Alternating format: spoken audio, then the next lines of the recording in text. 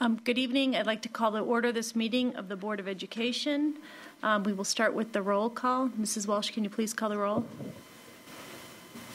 Ms. Conroy? Here. Mrs. Droney? Here. Mr. Collins? Here. Mr. Kalquist? Here. Mrs. Ostajic? Here. Ms. Hirsch? Here. Mrs. Davy is absent. Thank you. We have 6 board members present, 1 absent. We have just returned from closed session. Our meeting started at 7 o'clock this evening, and we were addressing items on our closed session agenda. In addition, we amended the agenda to add 1 additional item. So the closed session topics included collective negotiations, approval of February 23rd and March 9th, 2010 closed session minutes, and employment of employee. There are no action items coming out of closed session. Please stand and join us for the Pledge of Allegiance. I pledge allegiance to the flag of the United States of America and to the republic for which it stands, one nation, under God, indivisible, with liberty and justice for all.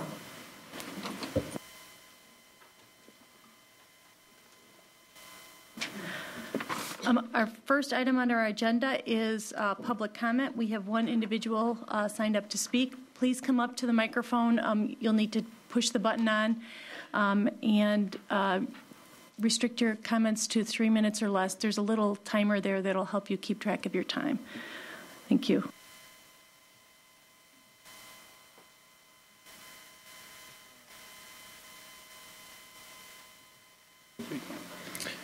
Hi, my name is Dave Grubbs, 205 Kenmore Avenue, and I'm the commissioner of the York Lacrosse Club. 3 years ago, we were fortunate to receive the board's approval to allow York to sponsor a lacrosse program with the idea of providing the opportunity to learn the interest level of lacrosse, at the school and in the community in general. As has been the case in nearly every high school in the state, it's offered lacrosse as either a club or a sanctioned sport, and at this point in time, it's close to 50-50. Probably of the 68 to 70 schools, half are already a sanctioned sport, half are clubs.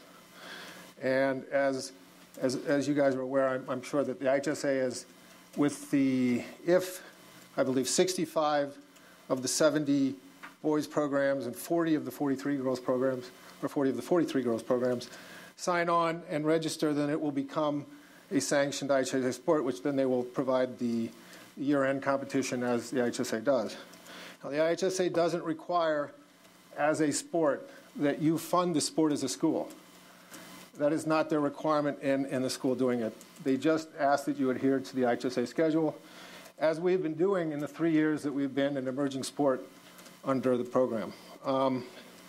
In those 3 years, the interest level has been enormous. We're up to 105 boys, 55 girls, and that's in 3 years. The interest level is going to continue to grow. I mean, every evidence there.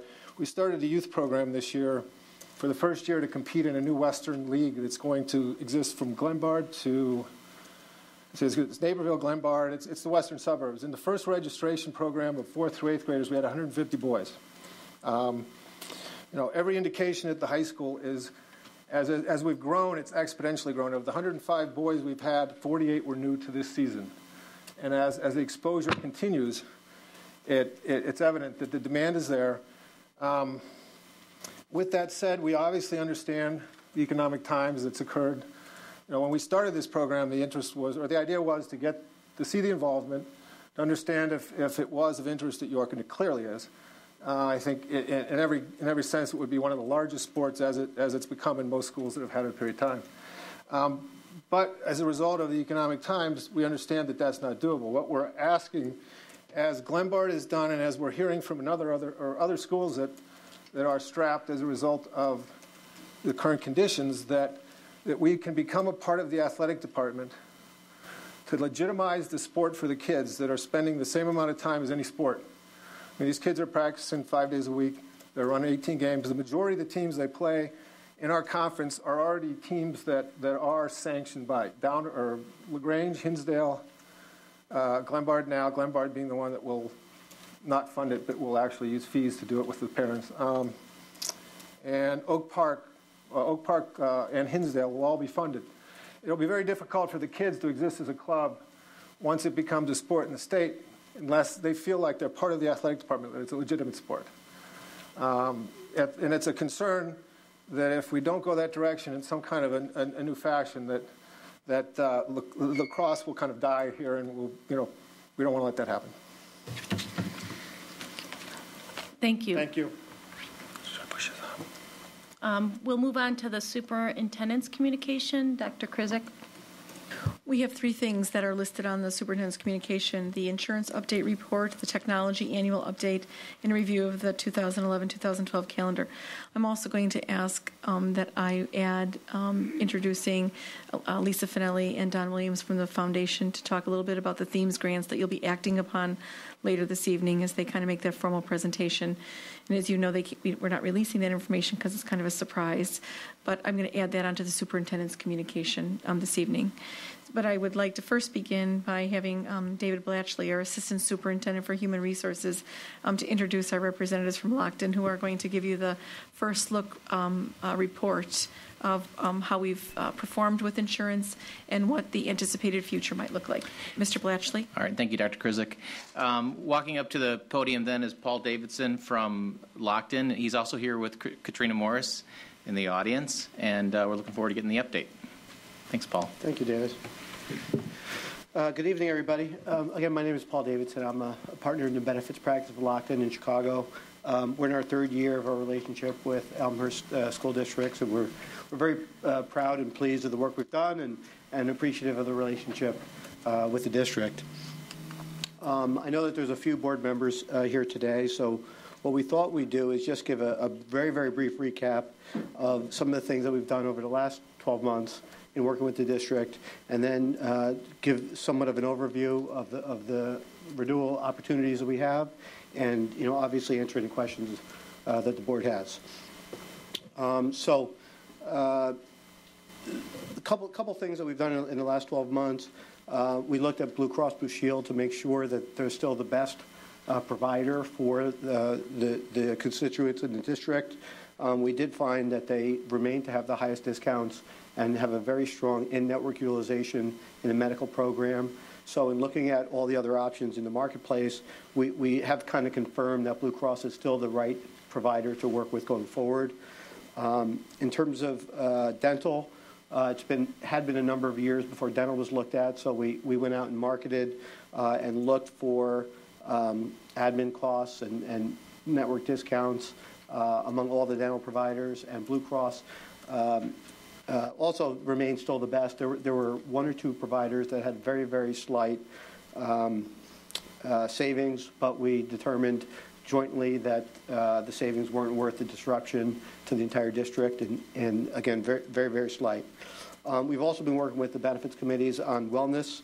We're looking mostly at no-cost options to help improve the health of the members of the district, which is in the best long-term interest of cost savings within the district.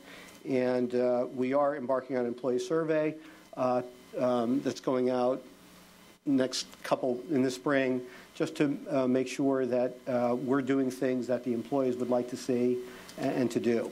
And then lastly, we also did something relative to prescription drugs. Blue Cross has a program that they're offering lower copays for generics for certain classes of drugs that are high utilizers, like cholesterol, acid reflux, and insomnia, to get people to try the generic drugs, and hopefully they'll stay there. And so that's just a cost containment move, and I think it's been well received by the district. Okay, so the ultimate goal is to maintain a quality benefit program that's affordable to the district, but also is well received. Okay, so in terms of plan overview, the district offers offers 4 different plans, but 2 types of plans: a PPO, which is self-insured, and an HMO plan, which is fully insured. I don't know, does anybody need a primer on self-funded versus fully insured? Are we good? Okay. And then the other item that we wanted to discuss is employee contributions and the cost share. And today, the certified staff, the original contract was 88% 71% and 70% for single, two people family, correct? And then non-certified is 91, 73, and 72. Because of the HMO increases over the last few years, the certified staff has been modified slightly to 82%, 66%, and 66%. The one issue that we are seeing is that in the past, the HMOs were typically much less costly for an employer to fund. As you can see from the chart, that difference is narrowing. Now, you will see that 2 years ago we had a very, very good year from a claims experience on the PPO side, so it was actually even below where the HMO was from a claims perspective. But we're seeing this trend all over, so it's not really an Elmhurst issue. And there's a lot of factors that go into the pricing of the HMO versus PPO. But just to say that's a reality of what is happening. And so it's just something to know as we look for plan design changes going forward. How do we react to this, kind of narrowing of the cost? Okay.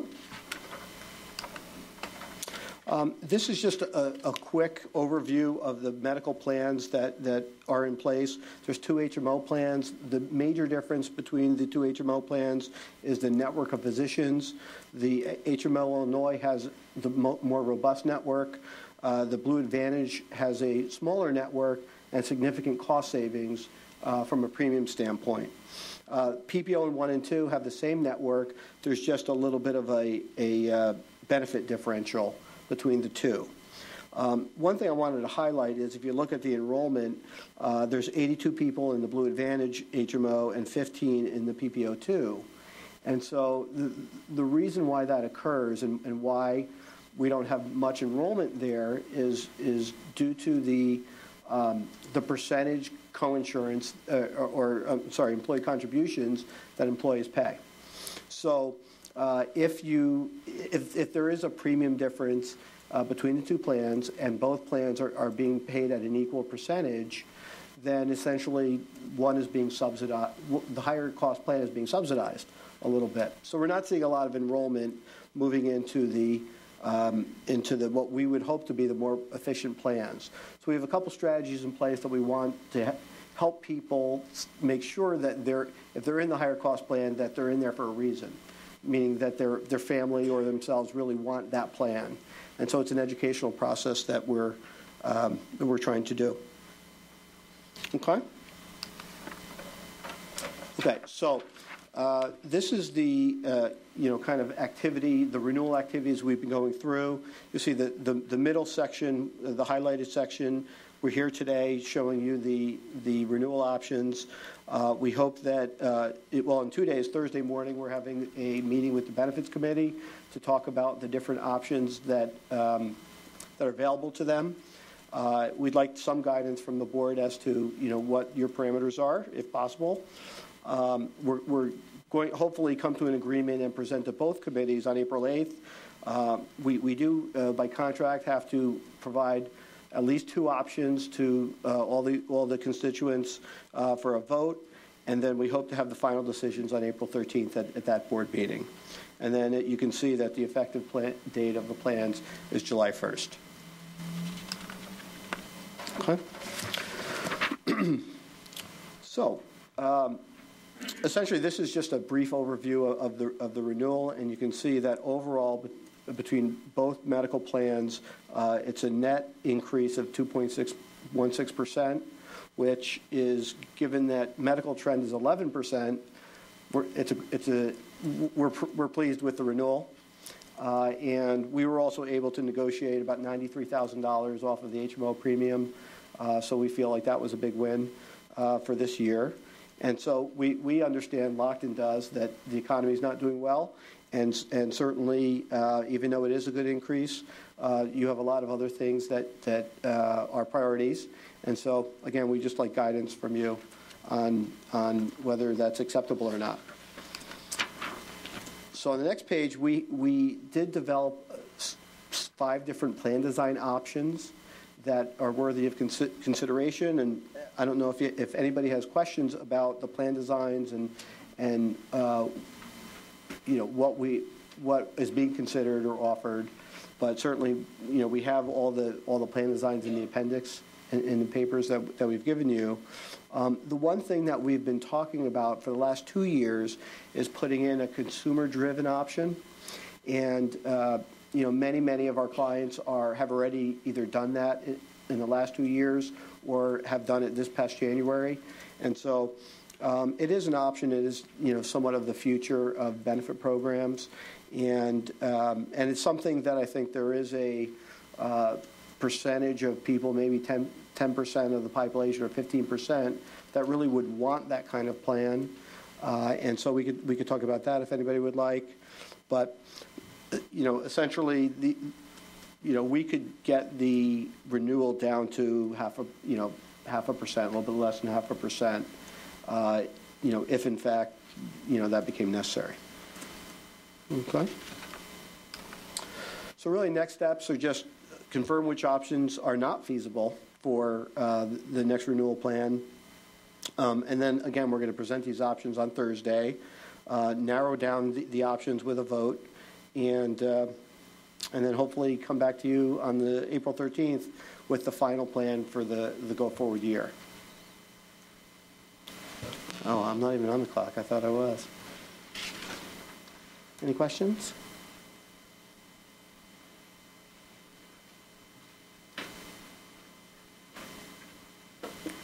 Mrs. Durrani.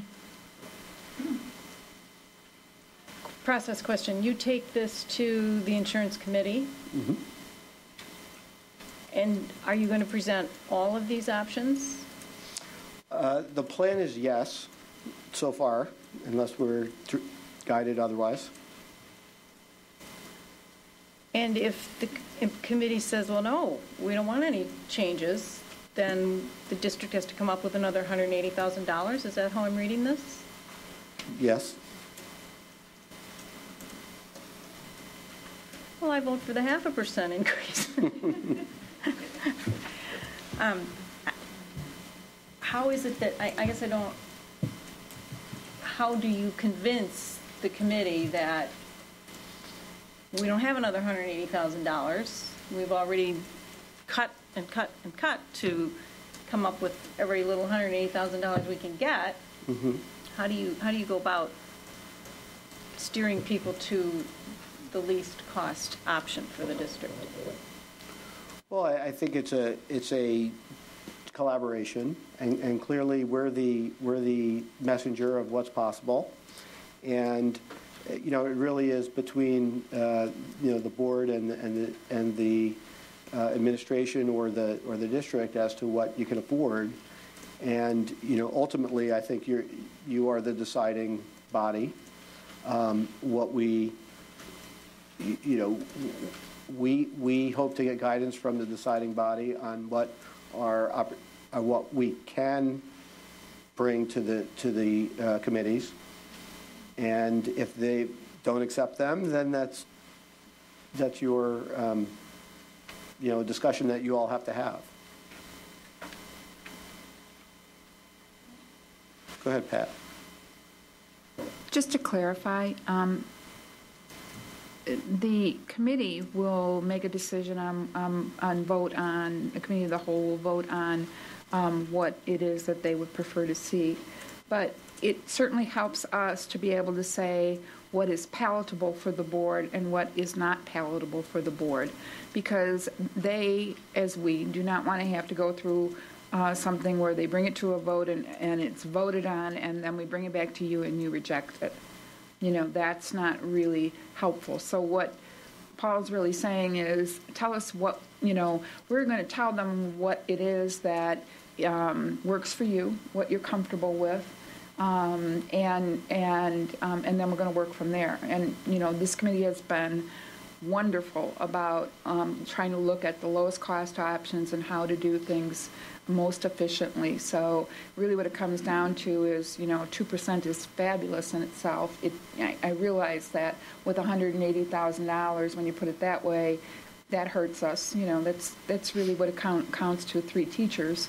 But $180,000, when you equate it to 2%, is is wonderful in this market. So what we're trying to say is, we think that we can find some efficiencies, but what can you live with is really what the guidance that we're kind of looking at. Ms. Hirsch. Ms. Masterton, I do have a question because we had assumptions in making our budget reductions that we made at the last regular board meeting. What was the assumption for the health cost expenditures for the next year? In other words, if we're looking at a 2% increase, what did we think 2 weeks ago? 10.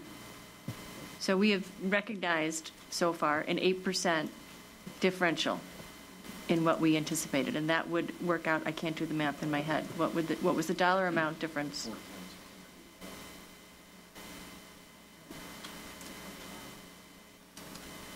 Okay. I guess a process thing in terms of, I went through the 5 different options that were put in front of us.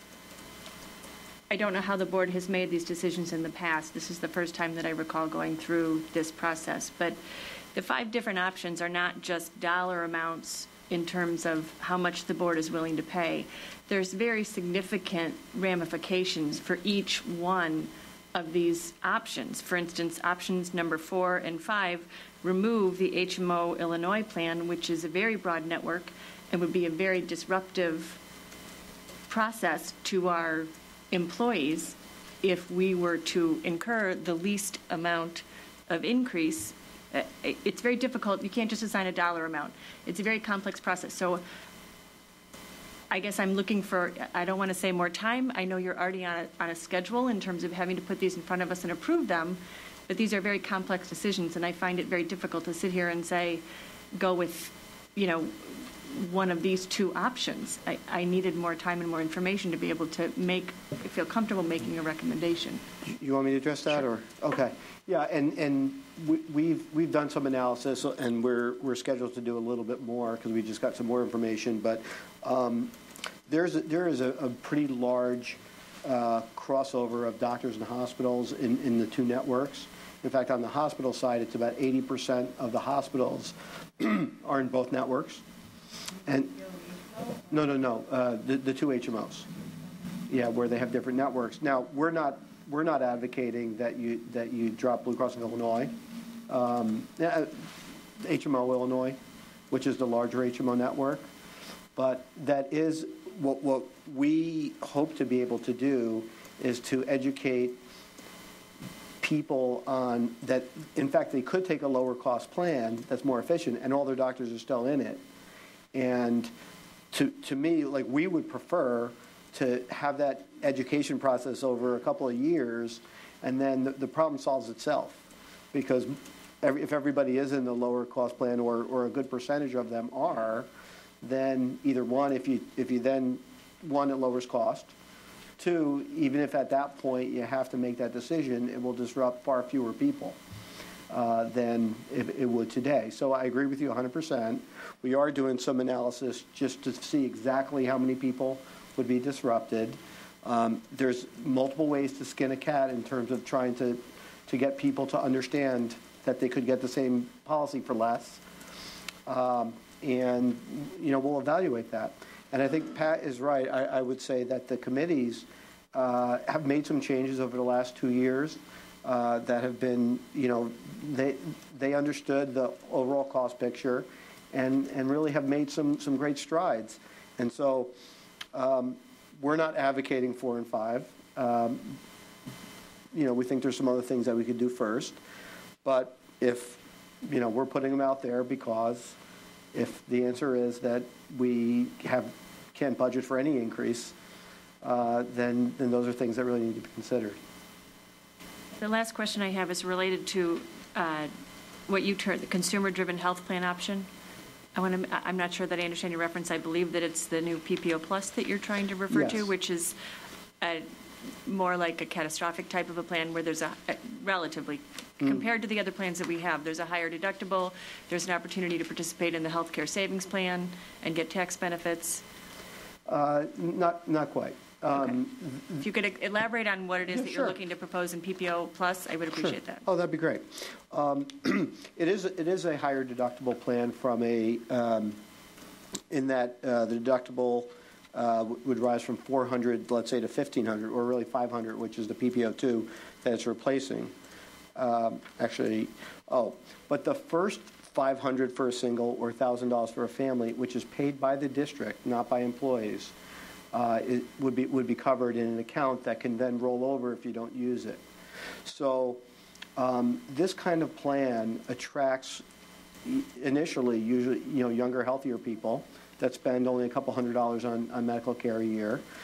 Clearly, because of the higher out-of-pocket cost, if someone with a chronic condition might not go to this first, and we understand that. But what most employers try to do is put it in there. It gives another option if in future years, costs rise to a level that we can't handle. It's another option that's definitively different than the other options that you're offering. And so it's really, it's not an HSA plan that we're recommending, which is where employees spend their own money. It's an HRA plan where the money is funded by the district.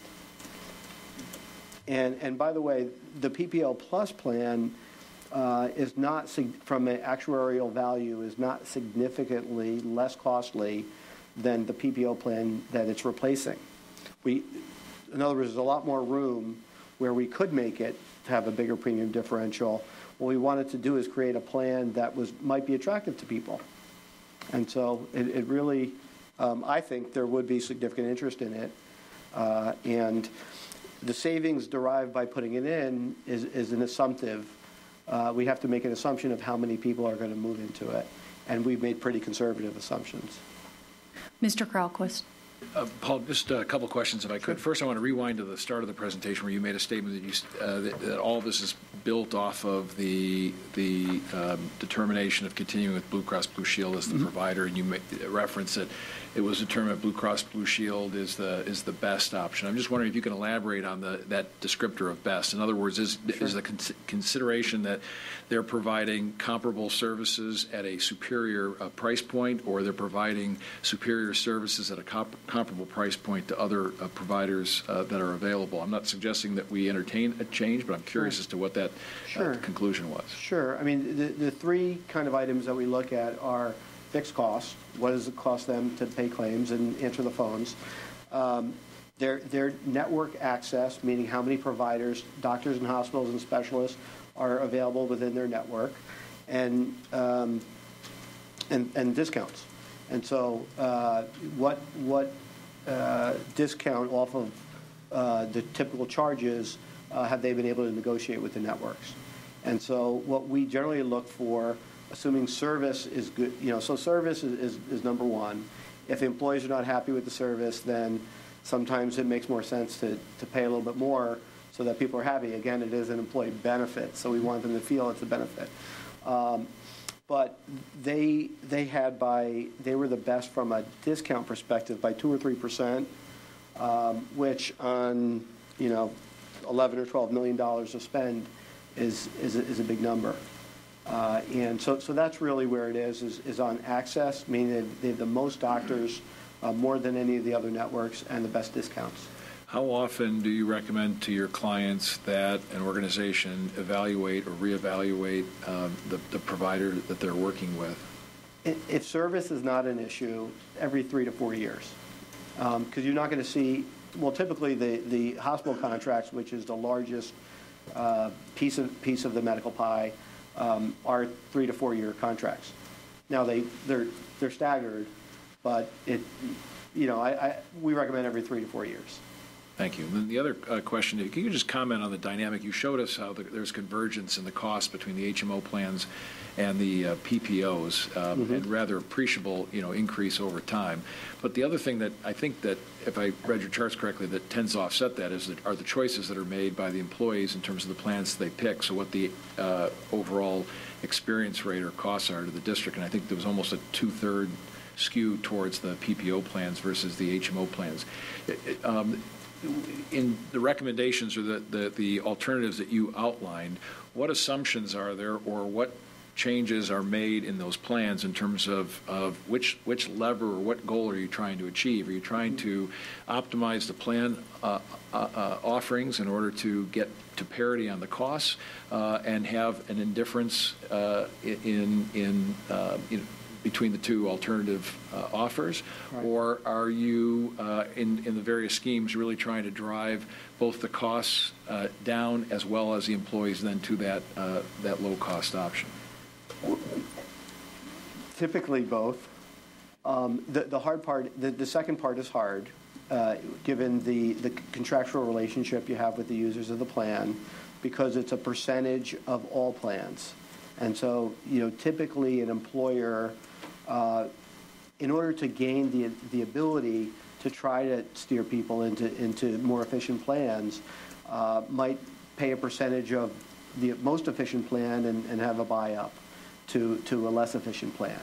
And then, because essentially what that does is, if there's difference in the underlying costs of the plan, the employee can actually make a consumer, a difference of, do I want this? And if I want it, am I going to pay the full amount for it? Today, we don't have that ability to steer there. So what we are left with is trying to make the more efficient plan more attractive. And then we've done that in the last year or two, and you'll see that we've lowered some copays on the HMO Blue Advantage and increased some copays on the HMO Illinois in the last 2 years to make more of a difference in design and hence attract people to the more efficient plan. So last question then is, what are your expectations, or what kind of assumptions did you build into the board increase projections based on shifting of the plan selections? Well, not much yet. I mean, and so again, because there's not the ability to, we haven't seen a lot of movement as much as we've tried. We haven't seen a lot of movement from one plan to the other. And so that's why, especially in a good renewal year like this, we are proposing that we look at like the PPO Plus plan to have another option to get people to actually take another look at all the options and see what's best for them. Because unfortunately, people are static in that they join something, they're happy with it, it's not broken, and they just stay where they are. And that's human nature.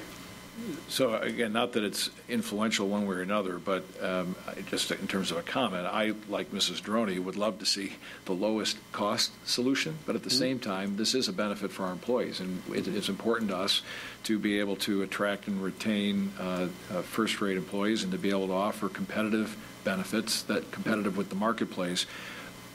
But I would ask, and I think it's implicit in what your answer and the strategy that you're using here, is that we help our employees achieve, make choices with the options that are provided to them under the benefits that provides, that gives them choices, allows them to make those consumer choices that best fit their personal interests and health plans, that drives towards strategies around wellness, but that make the best long-term decisions in terms of the plan choices that are made. And even if that means some short-term incremental costs in order to make the shift, and really it's an educational process largely that you're helping us, and together we're working on with the employees. So thank you.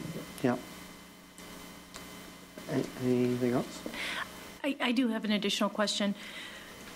These assumptions, for the self-funded portion, it projects what our claim experience is going to be for the next year. So I guess the first part of the question is, how have we tracked against those projections for the last several years? And the second is, we have, on our PPO plans, had very good experience, especially in the year that we dipped below the HMO plan. But that's where our largest pool of employees are, and should our claim experience rise, that's a cost that's going to be beyond our control. So whatever it is, we have to pay, as opposed to the PPO where we're locked in at a rate for the contract period. I'm sorry, the HMO. So that's correct. And so just to say, both there's enough people in each of both the HMO and the PPO that your claims will dictate the amount that you pay. With the HMO, it's the following year. With the PPO, it's in the current year. So neither is, can run away from claims. We've built in a reserve on the PPO side. We have a pretty, especially on the PPO. The HMO is harder to predict, although we came pretty close this year. The PPO we're within 1% or 2% typically with our projections, which we make in January, February timeframe. We were projecting we provide monthly reports to the district, and essentially about mid-year start giving a projection, a very loose projection, because the more claims data you have, the more you can pinpoint what the next renewal is going to be. But we were projecting for the last 4 or 5 months that we wouldn't have an increase on the PPO side this year, nor the dental. So. Can you just speak to how our experience has been when we were coming into the year? So we're creating our budget and we're forecasting what we think our claims experience will be, and particularly in the PPO bucket versus how we've tracked for the last couple of years. PPO has had another good year, has 2 good years in a row, which, just to say, in general, there's 3-year cycles, and so we're not going to jinx ourselves. But we feel confident in the projections that we've made on the PPO that you'll come within budget and won't have a crazy year. But to be really statistically significant, you need about 10,000 people in a plan. So in any one year, it could be lower or higher.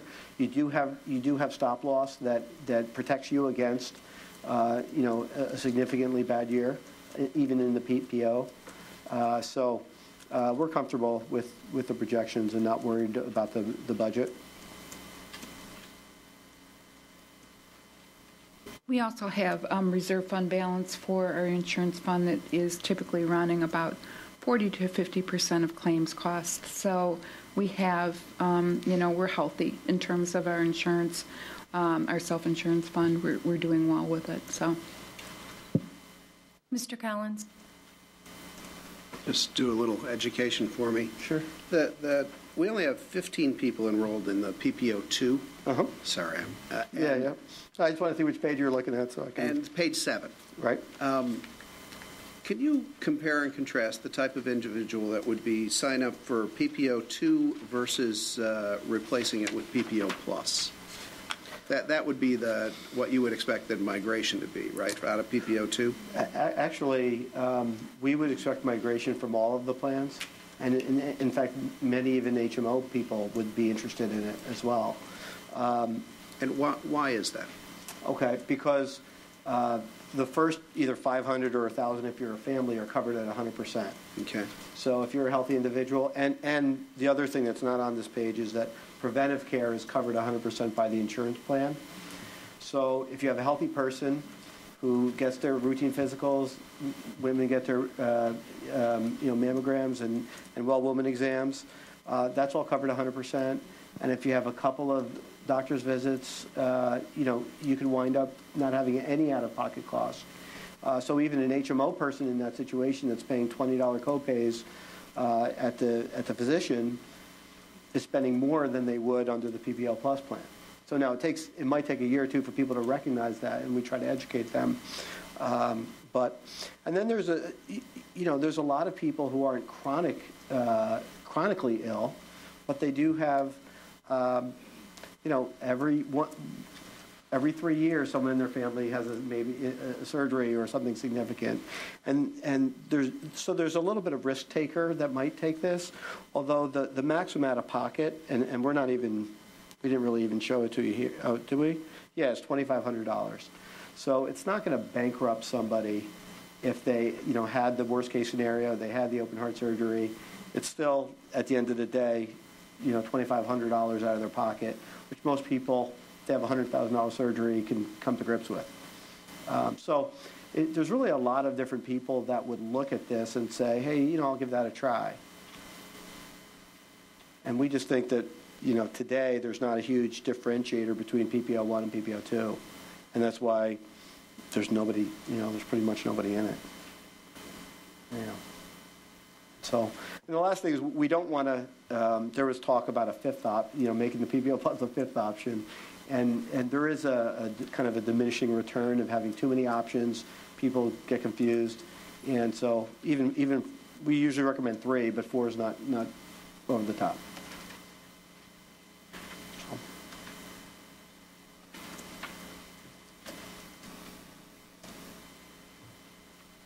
Ms. Hirsch. I'm sorry, I was on the wrong. Ms. Astrick, I just have a question in terms of how you'd like to give the administration feedback from the board. I mean, I have specific things that I would like to see. I'm not sure if you're looking to pull the board, if you're looking to get specific. I mean, I would really rather not see us eliminate an HMO Illinois plan that is going to be disruptive. And I would really like to see us try something new with the PPO Plus kind of a program. I don't know if you're looking for a dollar amount. I don't know if you're looking for specific plan recommendations from us. Really what we're looking for are some basic parameters. The insurance committee will select, what we're looking for are really the percentage increases that the board is comfortable with at this point in time. I think a couple of board members have been specific, but obviously, in a period where we're very cost conscious, when we're looking at 2.16%, I just think we need to go forward eyes wide open, especially as we're coming off of a couple of periods of pretty good experience on our insurance recoveries, that it could be very much be more than this, a couple of significant losses, and it would be higher. I would encourage the option at the very least of going to the PPO Plus. And again, I mean, anything we can do to try to mitigate this from our perspective, from our employees' perspective, so that we put a ceiling on what we know our cost increases will be, would be the direction I would give. If I can maybe speak, just to clarify, to put you in the right frame of mind, we do have stop-loss insurance for both individual and aggregate. So an individual stop-loss cover, if one person has a significant event, there's a limit to, Katrina, do you recall? 175? 150,000. So, and then that's covered by insurance. And then we have, there's a 25% corridor. So the insurance, we provide a renewal projection to Blue Cross. We hope that they agree with us, and they did this year. And then, which is what the expected claim should be for the following year. And then they add a 25% corridor and then insure everything above that.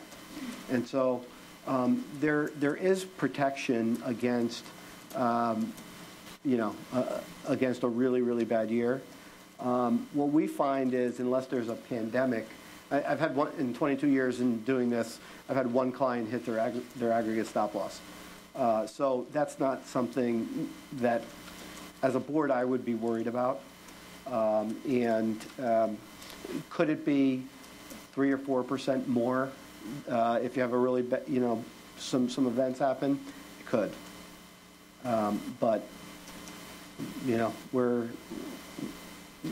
we budget pretty well.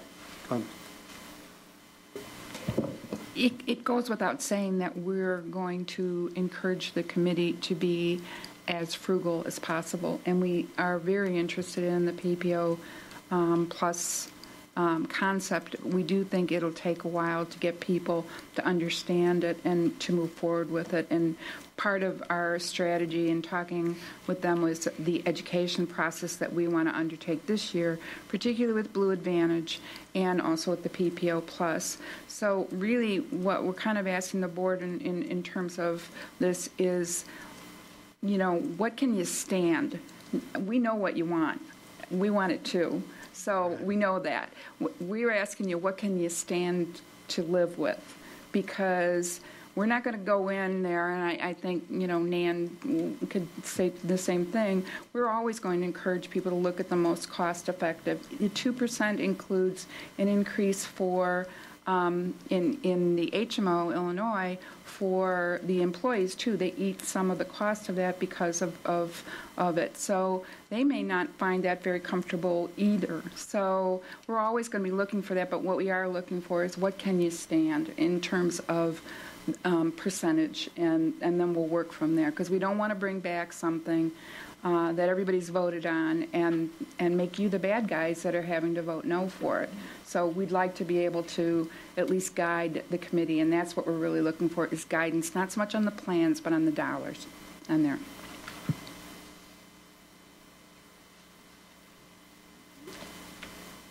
Mr. Collins. The idea you'd like to hear our opinions? Okay. Given that healthcare is, in my opinion, a pretty big factor in employee satisfaction, and given that it is a major league hassle to change your doctor, to change your hospital, particularly if the hospital you live nearby is not included in your health plan, I can support any of the options up to 1.82%. So I can support options 1 through 5, and leave it to the committee to use their best choice and what they think maximizes the utility of the employees of the district.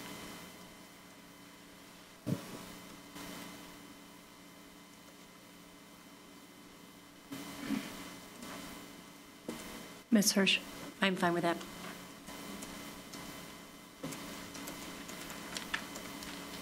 I'm also fine with that, and I'm also really encouraged by the education process. I think that's going to really help us out a lot. Okay, do you feel like you have what you need to move forward? Okay. Thank you very much for the presentation and for responding to our questions. Okay, thanks. Dr. Krizik. On an annual basis, we have Kathy Baker and David Smith that give you kind of an annual update, not only of our technology infrastructure and purchases, but of our utilization and some of the changes that have happened in the past year. So at this point in time, I'd like to turn over the presentation to both Mr. Smith and Ms. Baker.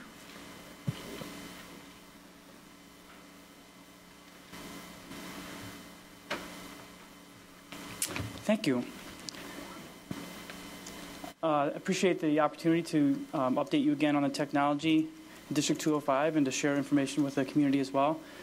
Kathy and I will be splitting the duties as usual, and Kathy will be covering more of the curriculum and instruction and the research and assessment portions, and I'll cover more of the facilities, the boxes and wires. As always, I'd like to acknowledge the Technology Leadership Committee. This is a cross-section of a variety of staff members, teachers, administrators in the district, as well as technology department members, curriculum and instruction technology members, and parents. So this is a great team, gets together just about every month, and we've covered a number of topics this year, including the 3-year technology integration plan, the technology deployment itself, district building and teacher web pages, which have been revised in the past year. We've talked about different technologies for communication and collaboration, which Kathy Baker will touch on more in her presentation. We discussed internet filtering. We talked about age-appropriate language for the technology use guidelines. And we also talked about how do you measure the impact of student learning with respect to technology. So there's a number of different topics we covered, a lot of good feedback from the committee, and I just wanted to acknowledge and thank those members who contribute their time on a regular basis. Again, a reminder that the technology itself, the technology plan and technology itself is interwoven throughout the strategic plan. It's not a standalone component. It's throughout, and it touches on a number of different areas, and we decided to organize our presentation in this fashion with curriculum instruction, research assessment, facilities, and communications. So with that, I'd like to turn over the first portion to Kathy Baker.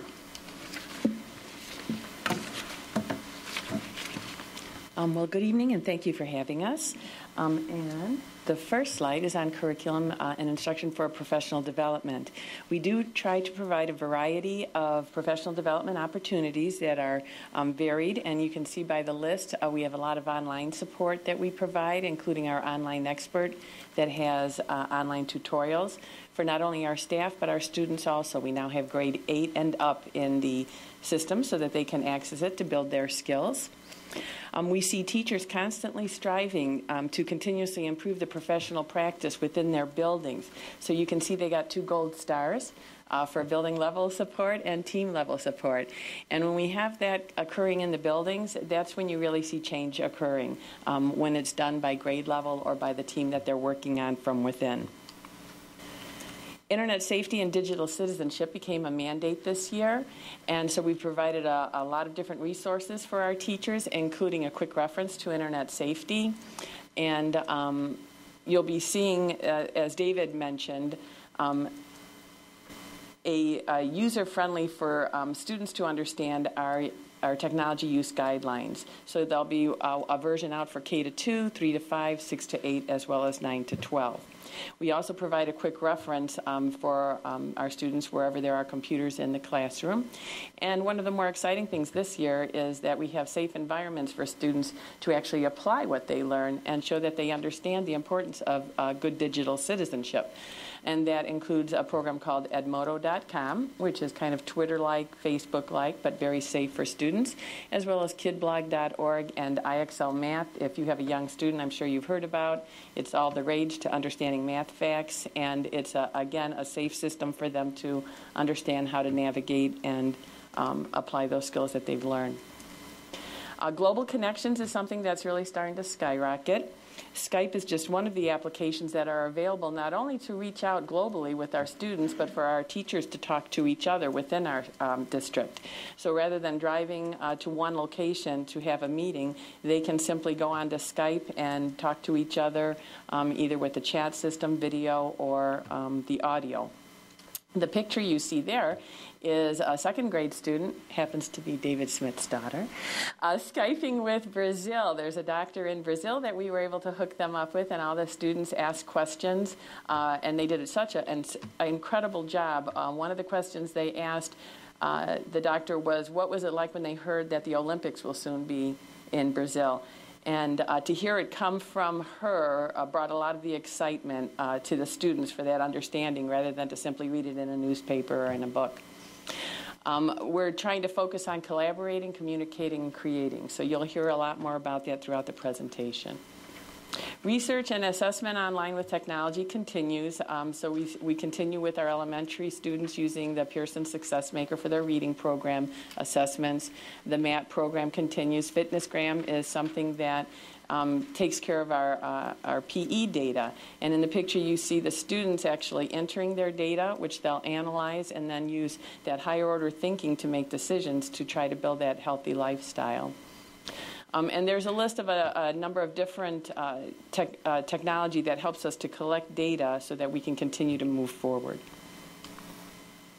NETS, you'll hear us also talk a lot about, is the National Educational Technology Standards for administrators, teachers, and students.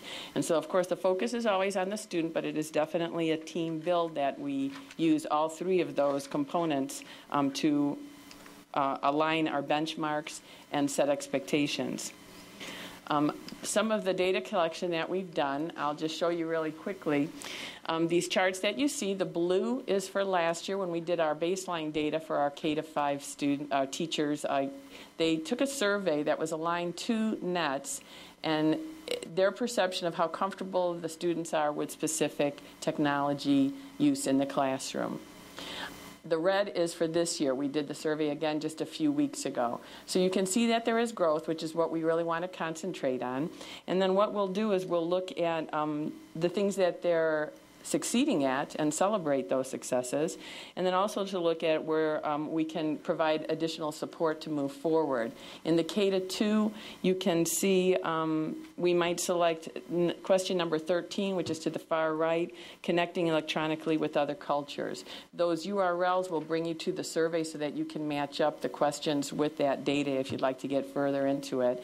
But basically, the support is what we want to help them so that they can move forward, and we want them to be a part of the selections as to where our focus is. With the grades 3 to 5, again, you can see something like question number 5, logging in and navigating software and creating images for original ideas and digital pictures was an emphasis, and they really took off on it. But again, if you look to the right, you can see question number I believe it's 12, is looking at data and graphing with Excel, and so we're going to have to move a little bit on that, as well as, again, connecting with other cultures. Now that we have KidBlog and Edmodo available to them, these two safe environments that do let us connect globally, I think we're going to see that really jump. And that's really what 21st century learning is all about. This last graph is our computer concepts proficiency exam. As they exit grade 8, if they pass this exam, they're able to skip over one of the courses if they desire. The red line shows the number of students who were not able to pass out, and you can see that declining. The blue line shows the number of students who were able to pass out of the assessment, and you can see that increasing. And the interesting thing to keep in mind is this last session, they updated the test so that it would reflect the Office 2007 information that we now have in our products that we now have in our district, and I believe it became a lot more difficult. So not only did more kids pass, but they passed what I believe is a more difficult test. Okay? So 21st century learning, we're working with the group, again, of administrators, teachers, and students to create expectations and provide necessary support for all of us to move forward. When we talk about professional learning communities, our district really concentrates on 5 basic questions. And what we're focusing on basically is what will our students be able to do? How do we assess what they are doing? And how can we differentiate to make sure that everybody reaches their full potential? With 21st century learning, we ask the question, did they collaborate, communicate, create, and share new information? Because this is going to become very important for them in the future, and it goes beyond integration of technology and truly changes the way that we teach and the way that the students are learning. The matchup would be there. And I am now going to turn this back over to David Smith. Okay, so now we'll talk about a little bit more about the boxes and wires and the budget piece. This view graph I've shown, I think, the past 2 years, so it should look familiar, but the green cells basically reflect more or less what affects student learning directly. The yellow depicts what would affect teaching staff, but not necessarily students directly, and then the white cells reflect more of an operational area. And you can see, I'm not going to go through the past years other than to note that a number of initiatives were completed. Now we have about 1 computer for every 3 students in the district. With the LCD projector project, I think we've covered about 65% of the classrooms so far with LCD projectors in Elmhurst, so we're making progress there. And we have more work to do on that, as you can see on the roadmap. Every teacher has a laptop now, which is for the first time with this summer. All staff can establish and maintain their own web pages. All buildings are 100% wireless. All buildings are connected via a broadband fiber network. And the support team restructure that we underwent back in 2007 has brought some significant savings, and which we'll talk about in a minute. But looking more importantly, a couple things I want to comment on this view graph is you can see the one row there with a data warehousing and a reporting item. That's been on our radar screen for a couple of years, and we know that that's important. I think with the data-driven decision making we need to make. So that's still on the roadmap. It's currently earmarked for next year in terms of an implementation, and we hope to be able to pull that off. So that's something that I know we've talked about in a previous board meeting, and we do need to work on how to actually make that happen. But that's still on the roadmap, and it's an important item. Other items that we're looking at are to continue the technology deployment. And when I say that, I mean the classroom technology, so the display technologies. Continue some infrastructure improvements, such as server virtualization and potentially desktop virtualization, which I think will save us dollars for actual hardware dollars and also maintenance and support costs there. And then also to continue the introduction, as Kathy alluded to, the technologies that help with the collaboration and the communication and the creation and sharing of information. So quite a bit to do ahead. I don't think this area will ever be short of items to work on.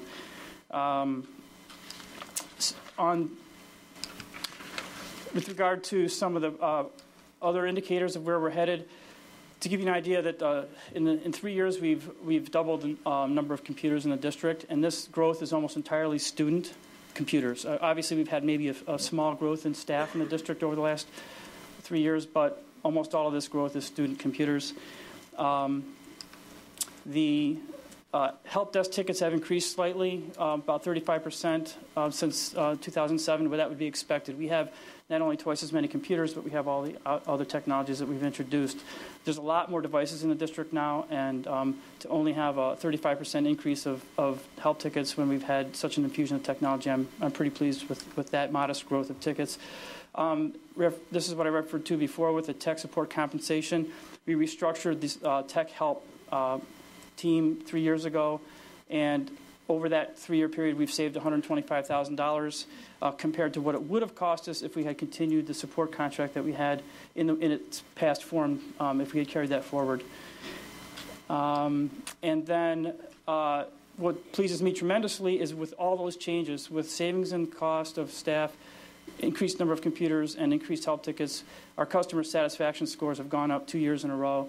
As an overall, this is an overall average of the tech help survey that we give out every year. So we've done quite well. We're getting close to 5, which is great, but then it gets harder and harder to incrementally improve. But we're really happy that we're able to improve our service because we are focusing on that. We take the feedback from the survey very seriously, and a lot of staff members respond, and I'm very appreciative of that. And then we sit down, we review that, and then make changes to our approach. To talk about the budget now, and I guess it's blue or green. It kind of represents what the next fiscal year budget would look like, the proposed budget. The bottom line there is that it shows a $555,000 reduction from last year. That is comprised of the two components that you've probably seen on your documents in the past, where there's now a $514,000 reduction in sort of like the deployment and the support, but then there's a $40,000 technology or network support restructure savings, so that the cumulative amount is about $555,000. And I can break down. I'd be happy to discuss what's comprised of that. But I don't necessarily know if you want to go through that in detail, but you can kind of. I guess I will just comment. You can see the bottom line again, growing a little bit from 08-09 to 9-10. Or growing significantly, actually, and then dropping down this year. And then potentially for the following year, I would say that if we want to kind of keep it not so much status quo, but the same level of modest growth, we could probably hold our ground if we had other significant budget challenges that we needed to address. There's still a little bit of room to make some adjustments in the technology area. I do think that as I say in the bullet list underneath, 87% of that budget is fixed cost. It's committed costs we have for refreshes or for contracts for software licenses. There is some room there for some new technology deployment. Other comments I've made there is the lease loan strategy to try to keep the payments and spread them out over time and keep them relatively constant so we don't have huge spikes in certain years. And then, of course, constantly, I'm in Pat's office probably every week, multiple times sometimes, to talk about the budget and making adjustments and trying to stay in tune with that. So Kathy and I both would be happy to take any questions that you may. Oh, I'm sorry. One more view graph. I apologize. The summary. I just, again, wanted to acknowledge the community and the board for their support of the technology over the years. I know that there's been a lot of emphasis on that. We've made a lot of progress, and it's not without a lot of support and a lot of support both in terms of the recognition that it's important, but also the dollars involved. Technology is woven throughout the plan, and we don't look at it as an isolated piece, but as integrated into what we're trying to accomplish. Kathy's focus here in her view graph or her talk was that the higher levels of student achievement will be achieved with NET's alignment and focusing on the 21st century skills of collaborating, communicating, creating, and sharing. And then to some of the view graphs that I spoke to earlier, the measurements of various parameters are increasing and improving, and we're pleased with that. And that we do need to keep an eye on the budget and on the rate and pace that we're moving forward and put a curriculum priority on things, make sure we're supporting initiatives coming out of the curriculum and instruction department. And I guess the last phrase there on that statement is to hopefully we'll be able to continue to invest to at least maintain and sustain what we already have and keep that fresh and not let things kind of slide backwards. So at this point, we'd be happy to take any questions. Thanks. Mr. Collins. David, I would find it helpful if you could just hit the highlights of the technology cost reductions between the 2 fiscal years. Sure. I'm just going to grab a cheat sheet over here for a second. I'm not sure to what detail you'd like or what. I've got lots of information here. Is there a particular, would you like me to go through where the ups and downs are on this? Yeah, just the highlights. Okay. You don't need a really in-depth. Okay. Well, to give you an idea, on the so the first line item there, there's anticipated to be just we're retiring a couple of leases from the past, but we're also bringing on a new one. So there's a slight uptick, a very modest uptick on the lease payments. What's really dropped significantly is that there's a lot less new equipment being added in or peripheral and support equipment for such things as curriculum adoptions. Last year we had a big one with the middle schools with all of the large middle school and industrial tech work that was done there with the English and world language, I think, and then industrial tech and things like that. That had a large dollar amount, so that dropped significantly in the coming year. The classroom display technology, I've lowered that about 50% about a 50% funding level for the coming year compared to this year. So instead of in this current fiscal year, we set aside $250,000 to infuse all this display technology, and next year I've got about $120,000 sitting there for that. Again, I want to continue to move forward if we can, but slow. Like I think we used the term, or the term was used in a previous meeting, to cover the brake and be ready to press at any time. So we're slowing down, covering the brake on that. And then one area that did go up a little bit was with all this new technology we've put in, we do need to have a little bit more sort of repair and supply just to keep things running. The bulbs, the repair costs. So those are some of the adjustments in that first line item. I'll just quickly say that you can see a big drop in the software and licensing. We've done some things to save some money. For example, the WebSense filter is significant. We've changed web filters, which is saving us a considerable amount of money going forward. So we discontinued, at least for a while, the Microsoft software insurance on some of our products because there's a period of time where you can sort of float, and then when you want to pick up the next round of releases, you can pay or lease that or even subscribe to that. So there's different ways to approach software licensing that'll save us some money for the next couple of years. Servers and infrastructure, there was a big item last year, or this current year, I keep saying last year, but it's this current year, for the York digital media system that we put in, and that was part of that state loan that we got. So that's an item that's a big item that obviously would not be recurring, and that's a significant piece of the servers and infrastructure. So those are some of the big ones. You can see a lot of the other ones remain more or less the same. The telecom network is sort of dropping slowly, and that's a little bit, we're capturing some of the costs from the voice over IP thing that we did a few years ago, and we're retiring phone lines, and we'll be able to retire some services and cut back and save money there. So that summarizes some of the big differences between this current fiscal year and next fiscal year. I've got a lot more information I can share, but I don't know to what level of detail you'd like to go. That was helpful. Thanks. Mrs. Conroy. First, I'd like to thank you for being able to work with the budget constraints that we've thrown at you. And secondly, I'd like to thank both you and Kathy and the entire committee. Because of the work that you've done in the last 3 years, we're sitting here today, and as a district, we can say that we now have technology woven throughout our entire district. And 3 years ago, we were so far from that. That is a huge accomplishment. Thank you very much. Thanks.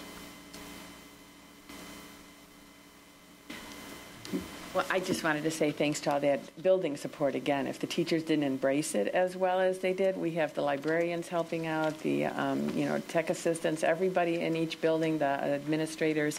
They're the ones who are really making it possible too and getting it in the hands of their kids. So, Mr. Crowley. Thank you. A couple comments, if I could, observations. One. This represents, other than the salaries in our district, arguably the single largest category of expenditure of our budget. So once we account for salaries, 4.3 million or 3.3 million non-salary budget is probably close to 20% of the remaining portion of the budget. So we are talking about a significant expenditure and a significant commitment to the district.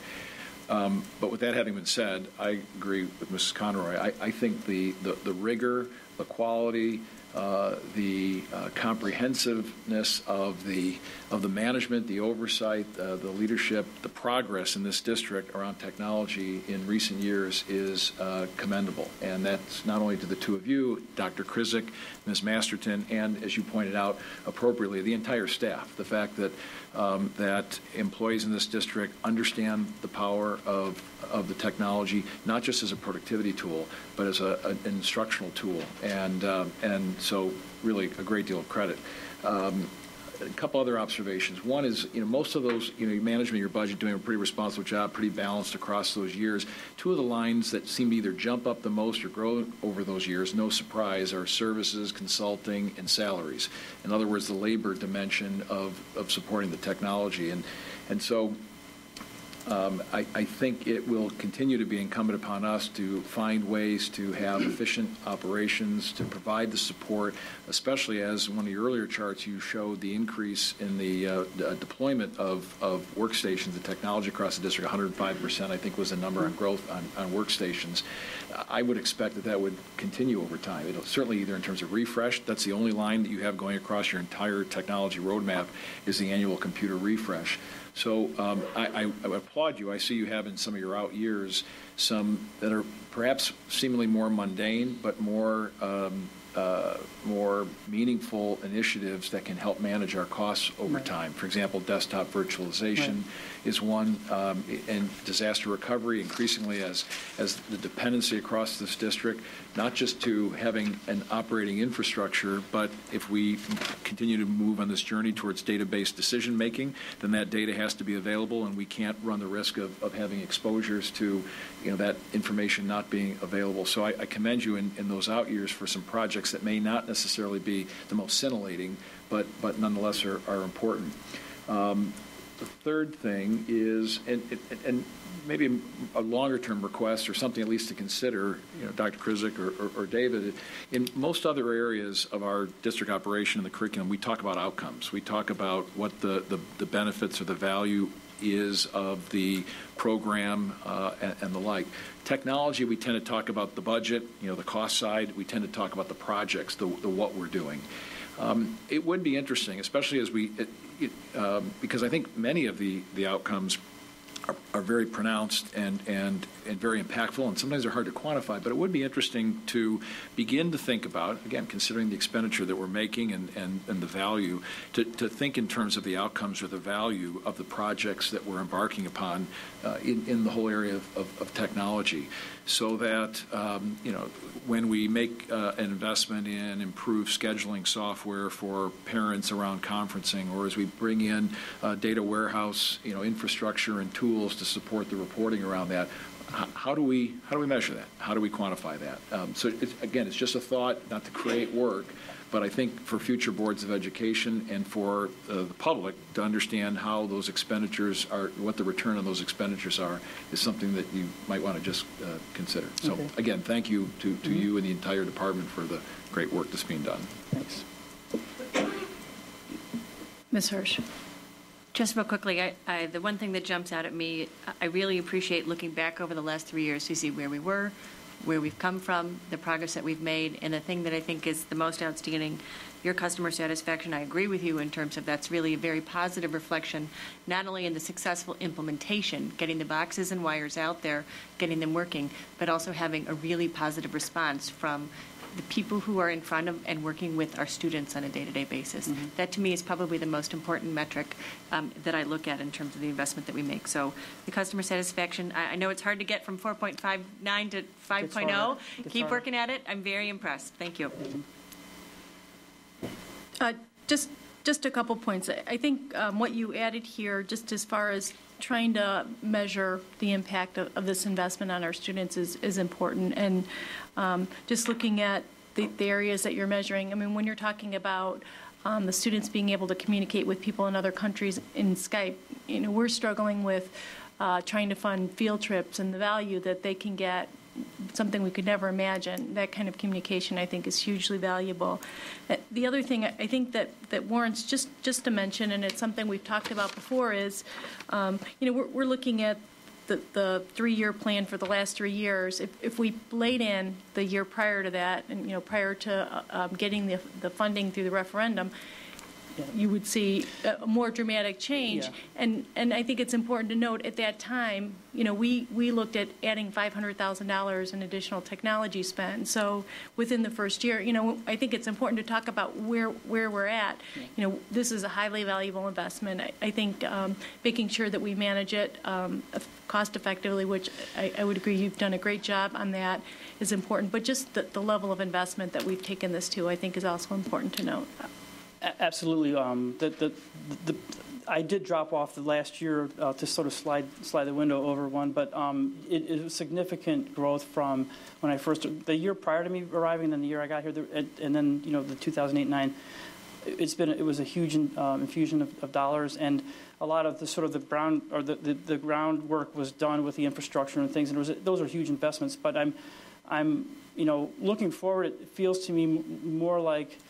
We have a little bit more control. Of course, we're committed to a certain level, but I think we have a little bit more control about when we can step on the gas and when we can hit the brake, because we've got a lot of the infrastructure in place now, so we can sort of govern when we want to invest more and when we want to need to pull back. So I do think we had a hard climb that we had to make, and it took a lot of effort and a lot of money to sort of make that initial climb. And I think now we're to a point where we can sort of, there is a minimum level below which it would be risky, I think, to drop, but we don't need to continue to pour it on as hard, I think, in some ways. But I'd like to say again, on behalf of the board, thank you to you and the committee. And just to note, we have had many task force in the community where they've had short-term projects, and you complete that work and move on. And I know several of these parents have been involved in this on an ongoing basis. So I think that is important to note, are thanks to the parents that are willing to continue to give that value-added view to this process. Absolutely. I don't want to get lost is we restructured completely how technology was overseen approximately 3 years ago. And it wasn't just the restructuring that made today possible. It was finding the right people in those positions. And so I'm incredibly appreciative of what David and Kathy have brought to this district, and I just want to thank both of them for that, making that restructuring itself very successful. So thank you both. Okay, thanks. Okay, thanks. If you don't mind, I would like to kind of defer and do the themes grant presentation at this point in time, and I'd like to take this opportunity to introduce both Don Williams, who wears 2 hats in this district. He serves as a teacher at Conrad Fisher School, and he will be the new foundation president. And then Lisa Finelli is also here in the audience, who serves as the executive director for the foundation. So welcome to both of you.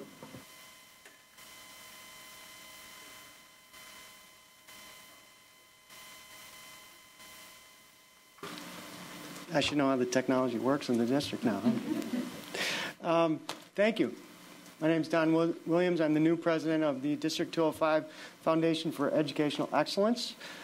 Since being formed in 1989, the District 205 Foundation has made it possible for individuals, businesses, and organizations to contribute financially to enhance the quality of education for all the students in Elmhurst.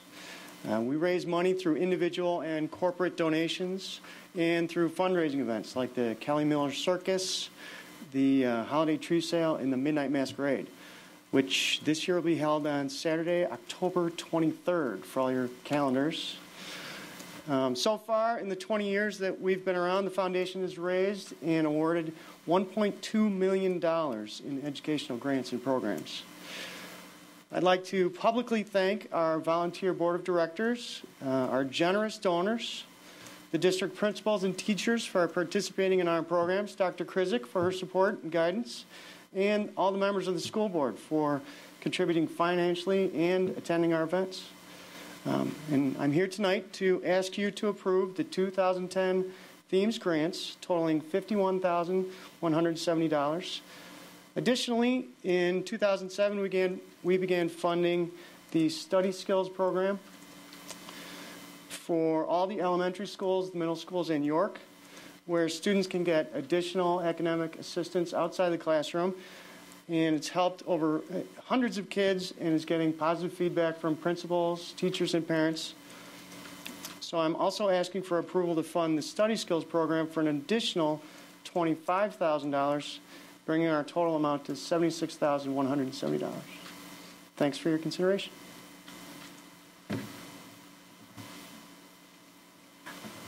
I'm not sure if any of the individual board members want to speak, but I'm going to jump in here. First of all, welcome, and thank you for being willing to commit your time to what we think is a very valuable partnership with our school district.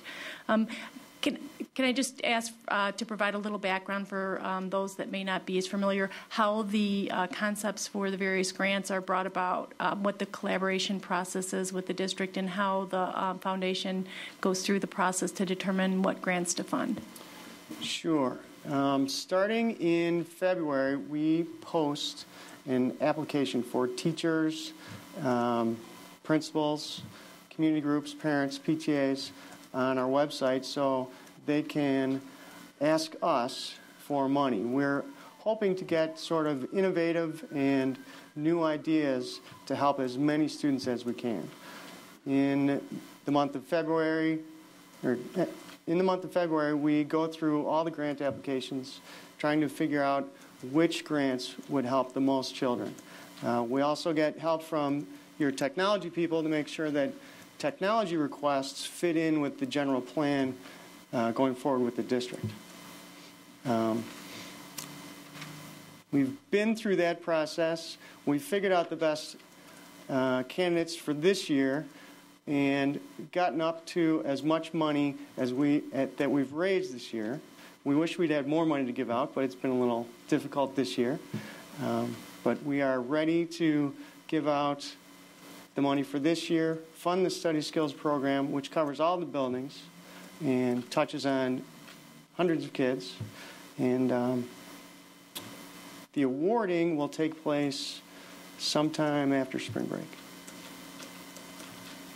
Thank you. And again, thank you to the foundation. And we know there's a lot of volunteers throughout the community that spend a lot of time working on the fundraising. We appreciate the support to the district and the time of all the individuals. And I know that later we'll be voting on the accepting the donations. We will not be addressing what the specific grants are going to be awarded, because I understand that those announcements will go to the teachers being awarded the grants first before they're made public. So yes, that day is pretty fun, actually. It's like the sweepstakes winners get awarded. Mrs. Deroni. I just want to say thank you. It's a tough time for foundations and other not-for-profit groups to continue to get donations, and you've done a great job, and I'll be supporting it. Thank you.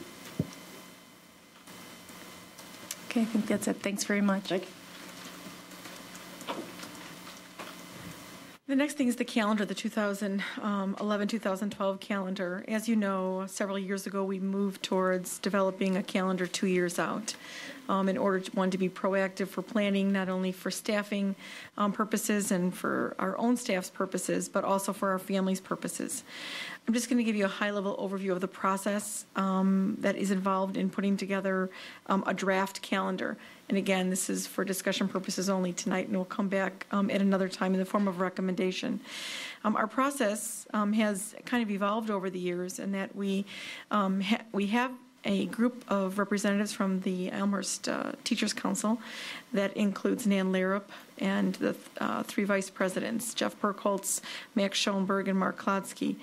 In addition, Karen Sullivan and I met with this group. We met 4 times this year to review issues related to the calendar. Our conversation has shifted significantly in terms of how do we use the calendar to optimize student achievement, optimize professional development, and make it tighter in alignment with our strategic plan, while simultaneously looking at some of the patterns and trends of our families. So we, this year, met 4 times, 4 lengthy meetings actually, in order to kind of go through each of those topics. We had about 7 or 8 topics. The ETC then put those topics out with some rationale to their membership to get some additional feedback, and then we integrated that into conceptualizing what a calendar would actually look like. The other part of the process that was new this year is that I asked the PTA presidents to give some preliminary feedback to the proposed calendar as well. And so I was able to meet with at least 7 of those individuals today to get their preliminary reactions, because this calendar not only impacts staff, but it impacts families. And I will say that we got a very positive reaction to this draft calendar from the PTA presidents that were represented at today's meeting.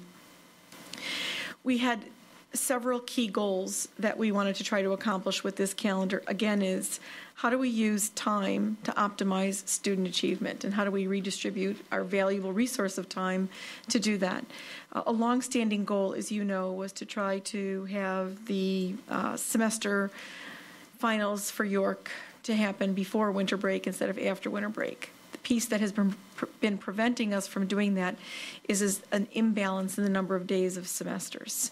In order to accomplish that, we need to creep up just a little bit and start a little bit earlier, as well as change when we begin winter break. We were able to accomplish that with this draft calendar, and that by having 2 days of school in the 3rd week of August, and then have winter break go a little bit longer, all the way through winter break begin on December 23rd, with school being in session until December 22nd, again to try to work to balance the 2 semesters. On a year-long course, the length of time in a semester doesn't matter, but in semester-length courses, it does matter. So we were able to reconcile that. That was significant for us. We also looked at what makes sense instructional time-wise. And as you know, we currently have a schedule of 4 half-day school improvement days. The impact of that is that both at the middle school and high school in grades 6 through 12, that converts to 19-minute periods, 4 days per year, which from staff's perspective is not an optimal use of instructional time. And so how do we eliminate that? And how do we create more full weeks of attendance, 4 full days or 5 full days, because we think that also provides a better stability for our families. What we chose to do with this calendar was redistribute that time to create 8 days of, I'll call late starts, which would be on the same day for elementary, middle school, and high school, with obviously a variable schedule to accommodate transportation, both from the bus transportation standpoint as well as parents dropping off their students in multiple locations. We thought we needed real-time collaboration, immediate collaboration, and real-time review of assessment data, as well as the implementation of initiatives. So rather than 4 random half-days spread out throughout the school year, a regular meeting of staff with substantive time up to an hour and a half, we feel will help us accomplish some strategic goals. It is more in alignment with professional learning community frameworks. And again, it is having staff review information in a timely manner, as well as providing our unified arts staff and some of our traveling staff with an opportunity to meet together on a regular basis, as opposed to an infrequent basis, again, to optimize the instruction they provide to students. And while we take advantage of things like Skype, because of time, we think that we can actually get people to have some face-to-face conversations in addition to using Skype. So we are moving away from the 4 half-day school improvement days and redistributing that time throughout the year, again, for better collaboration and better articulation between and amongst grade levels, since we have a great deal of work to do in the curriculum and instruction arena. We also looked at where our professional development days fell. Historically, for as long as probably anyone can remember, the first 2 days of a school year were designated professional development days. In reality, those days are more used to get ready for the start of the school year than they are for actual professional development. Having professional development distributed in the first, let's say, 5 months of the school year makes the most sense, so that we can actually utilize that time to optimize those professional development days. And so this schedule has the first day being a professional development day. The next professional development day would be the Friday before the Columbus Day holiday, which would give our families a 4-day holiday for those families that want to optimize what limited time they have available with their children. And then we would have our third professional development day following the January holiday, and which would be the Martin Luther King holiday, giving our families a 4-day holiday.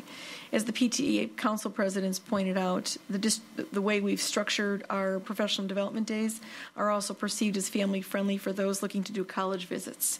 It gives them some time to go visit colleges and universities without taking their students necessarily out of school, but gives them, again, timely opportunities to make college visits as well. So they thought that that was another added benefit, the way that we structured professional development days, as opposed to putting it in the middle of the week or not pairing with an extended holiday so they can engage in some traveling. So we got some positive feedback with regards to that. Those are just the key highlights. I didn't want to spend a lot of time on this, but maybe answer some of your preliminary questions. The concept of this calendar has been unanimously supported by the ETC committee members as well as the administrators on the committee. In addition to this process, the principals also were able to give feedback into the impact of what this calendar looked like. Wow! So we believe we covered all of the key stakeholder groups in terms of the implementation of this calendar, and.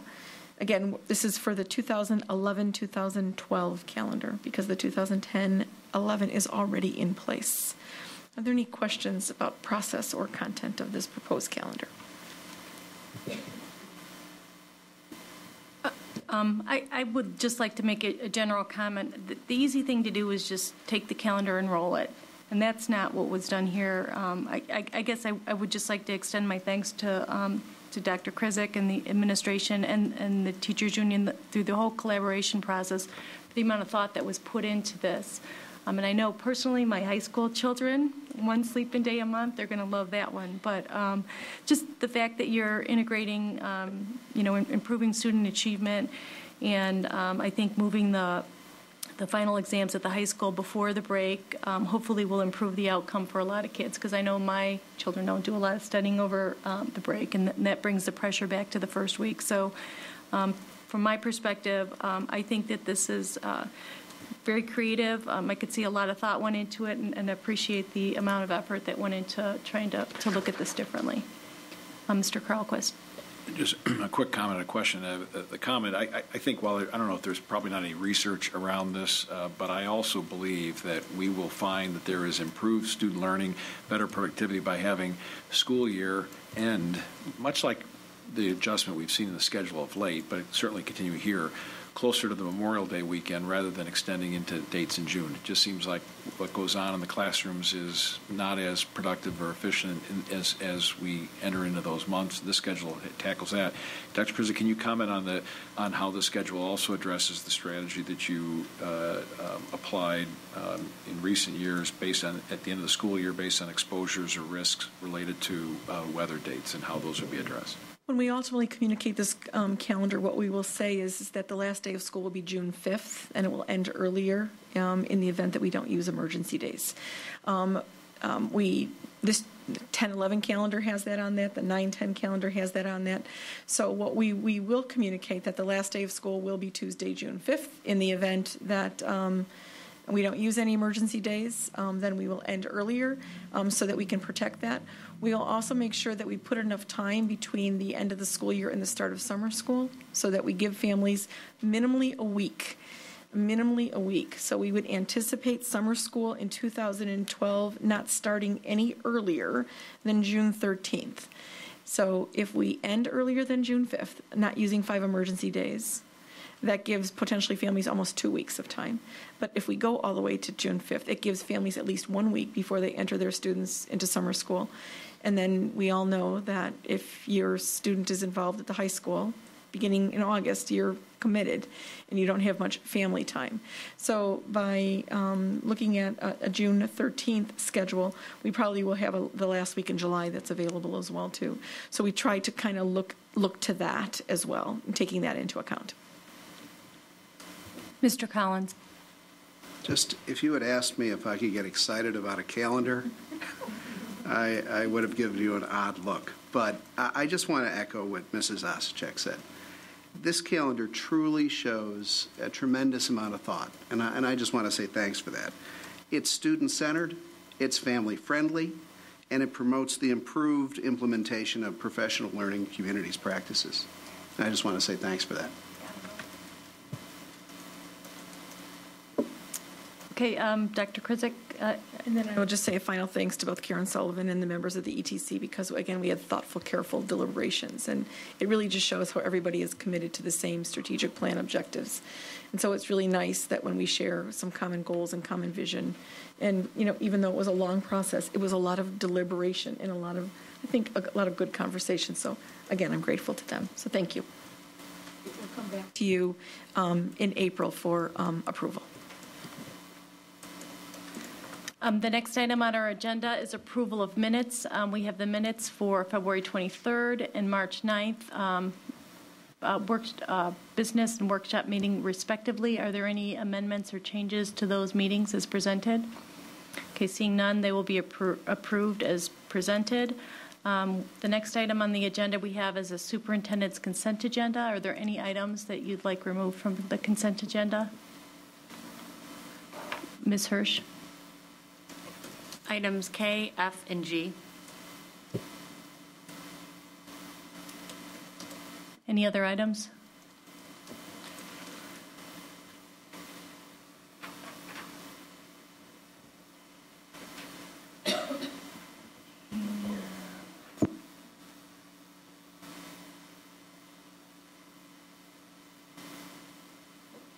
I'll accept a motion. Mr. Kralquist. I move the approval of the consent agenda with the items K, F, and G removed. Moved by Mr. Kralquist, seconded by Mrs. Conroy.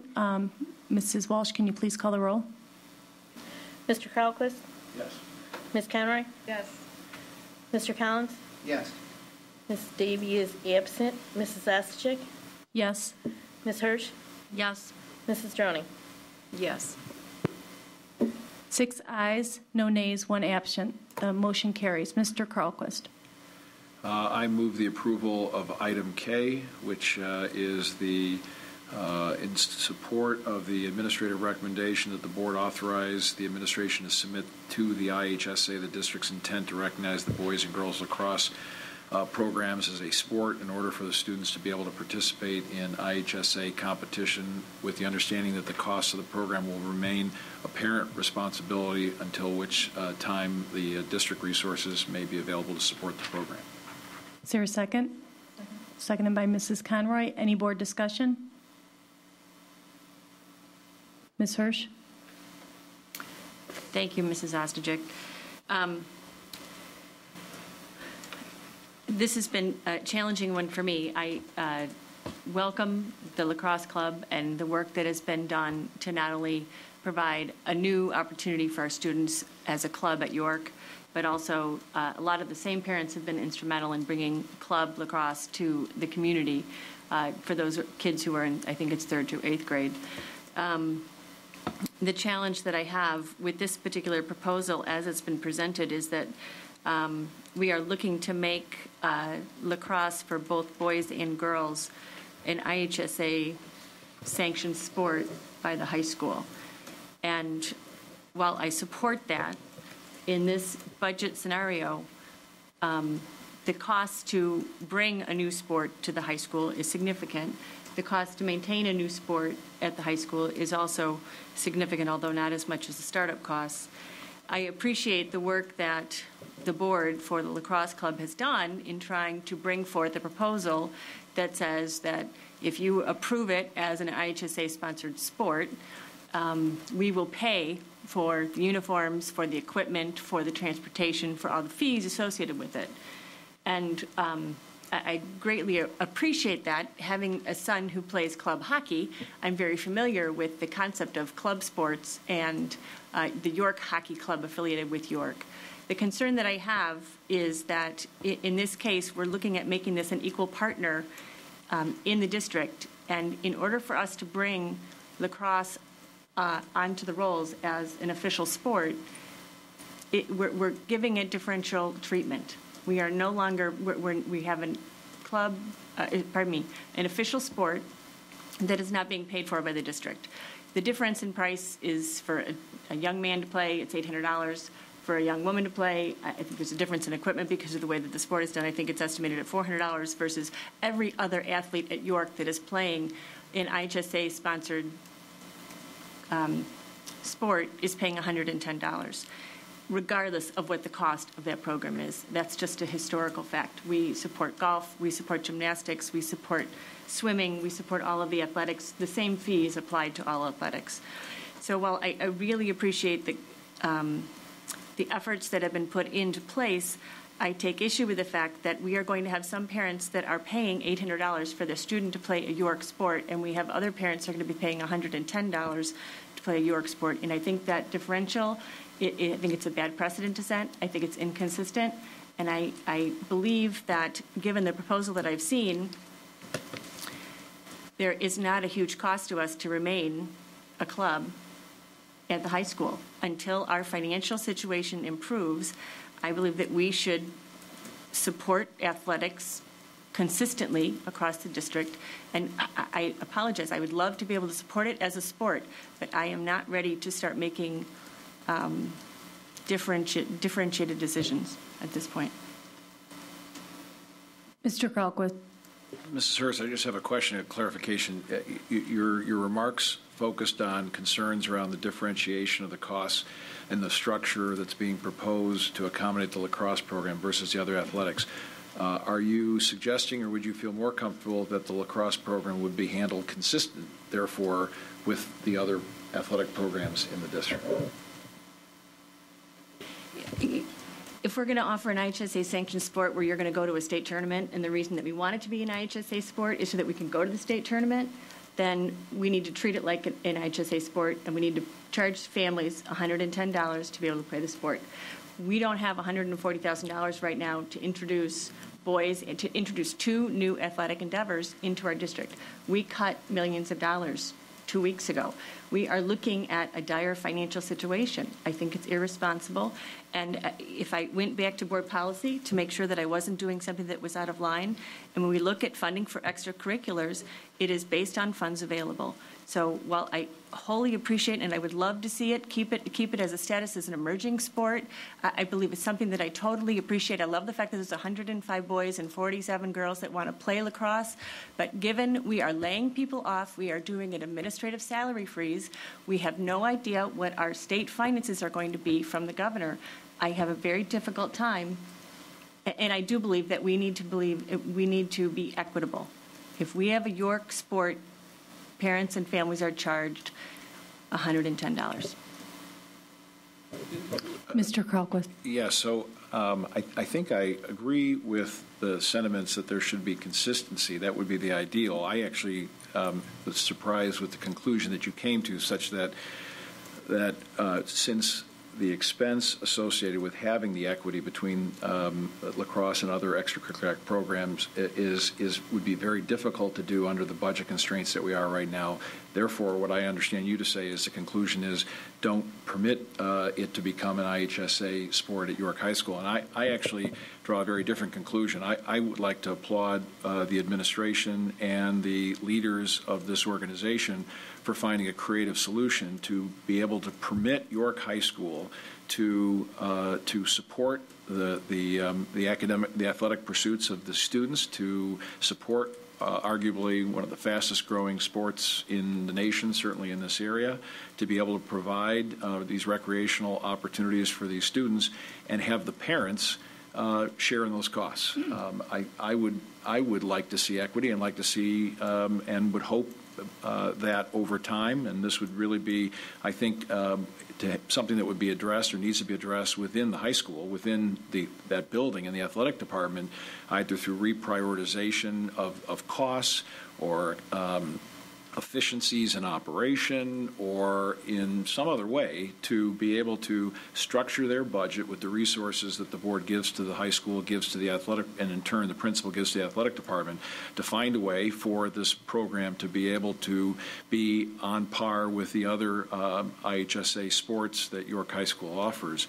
But in the meantime, I think this is an outstanding way to be able to find a middle ground to provide opportunity for students with parents bearing the bulk of the costs, and to be able to continue to take steps towards what I hope would someday be a program on par with the other programs at the high school and the athletic department.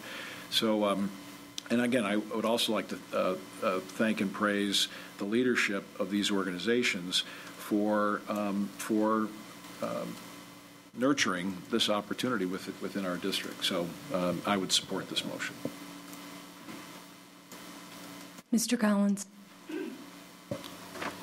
I think for the kids that participate in this sport, the right thing to do is approve it as a sanctioned sport. However, I do have quite a bit of concern. I think the parents that currently spend $800 per student, certainly understand the perspective of having it be a sanctioned sport versus versus a club.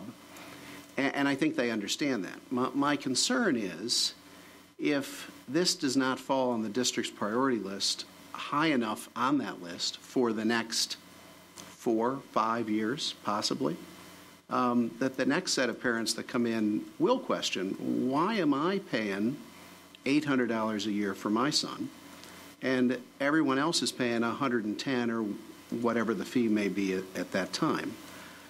I think to be prudent, we do need to have a plan in place to either explain to future generations of parents why this is, or get those costs equitably in line. But to approve it without that plan, I'm not sure is the best course of action. Now, I support approving it. What I really support is let's get a plan in place.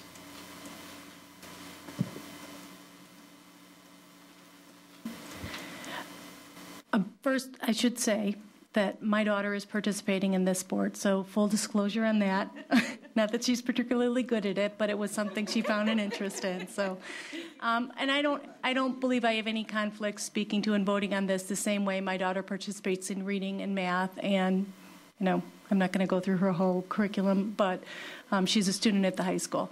I have been a board member that has supported keeping equity across all the sports, and some sports are more expensive than others, and my belief is that we need to make sure that we keep the accessibility to our students available to all the students, and we don't become a school that's offering specific things only to those that have the most money that can pay for it.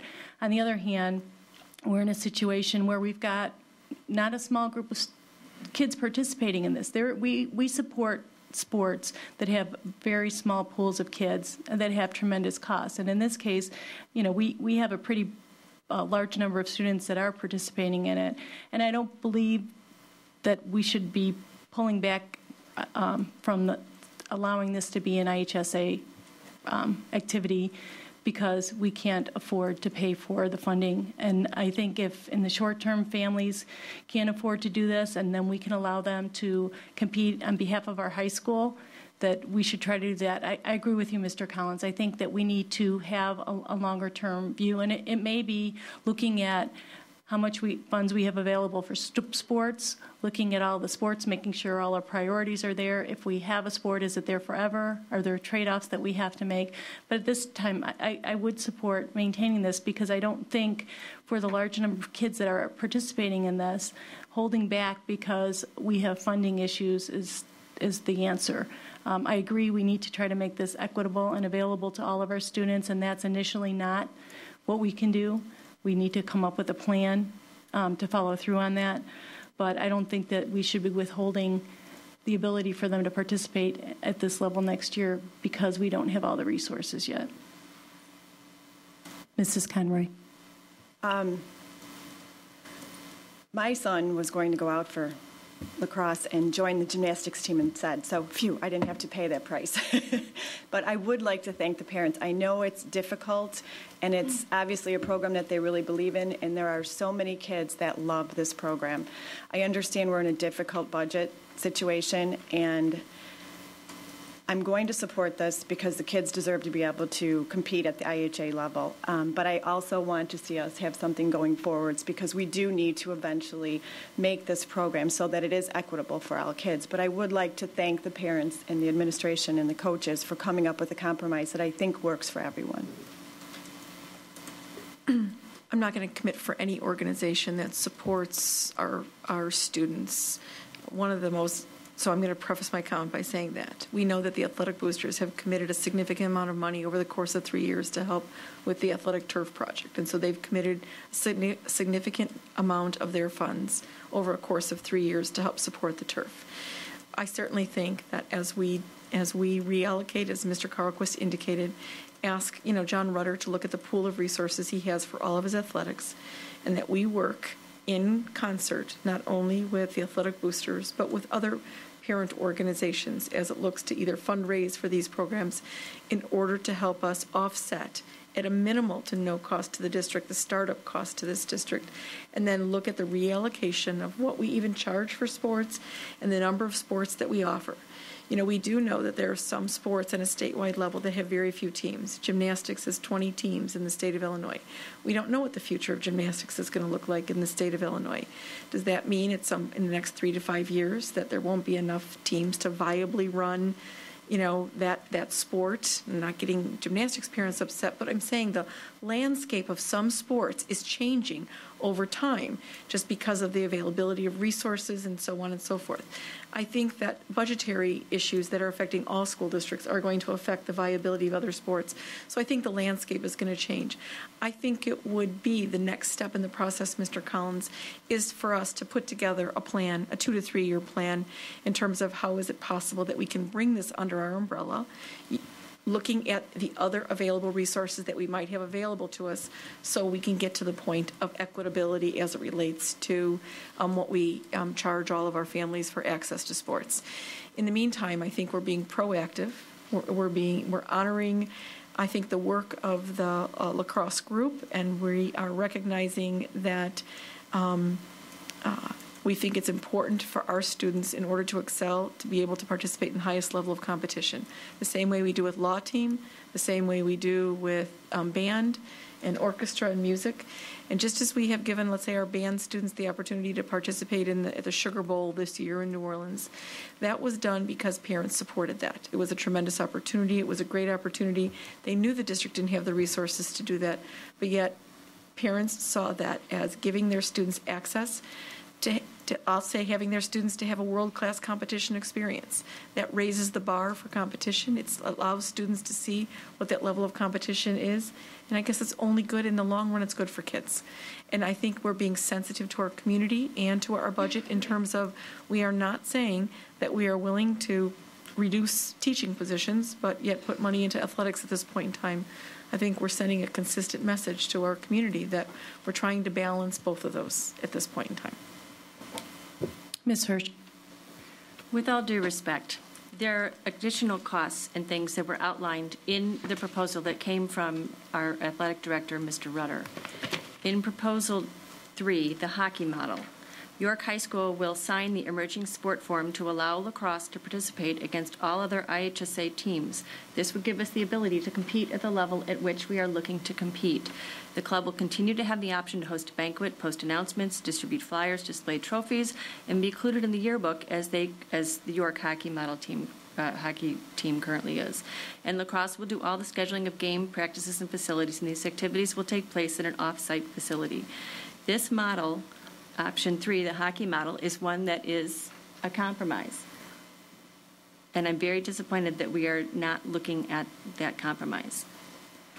There are other disadvantages that are outlined here. The startup costs, the facilities are overcrowded as we stand today, lack of locker room facilities, locker room for spring is our largest athletic season, and we're going to struggle with that. None of these things have been identified, and they've been identified, but they haven't been addressed in the proposal.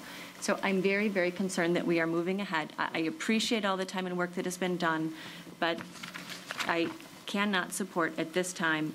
The other, in terms of the Western Suburban Conference, the conference that we participate in, there are only 4 schools out of the 14 schools in our conference that are going to be adding lacrosse as an official sport. So I don't think that we are at a disadvantage to delay this for a year until we have better handle on our funds. And I think we could keep it equitable for all of our students. Mr. Collins. I mean, again, I think approving it is the right thing to do for the students in the district. However, do you think we could approve it with the contingency that we direct the administration to come back to us with a plan, pick a date, by November 1st, that over a period of, pick a number of years, 3 to 5, that we are able to equitably fund this sport in a budget-neutral way?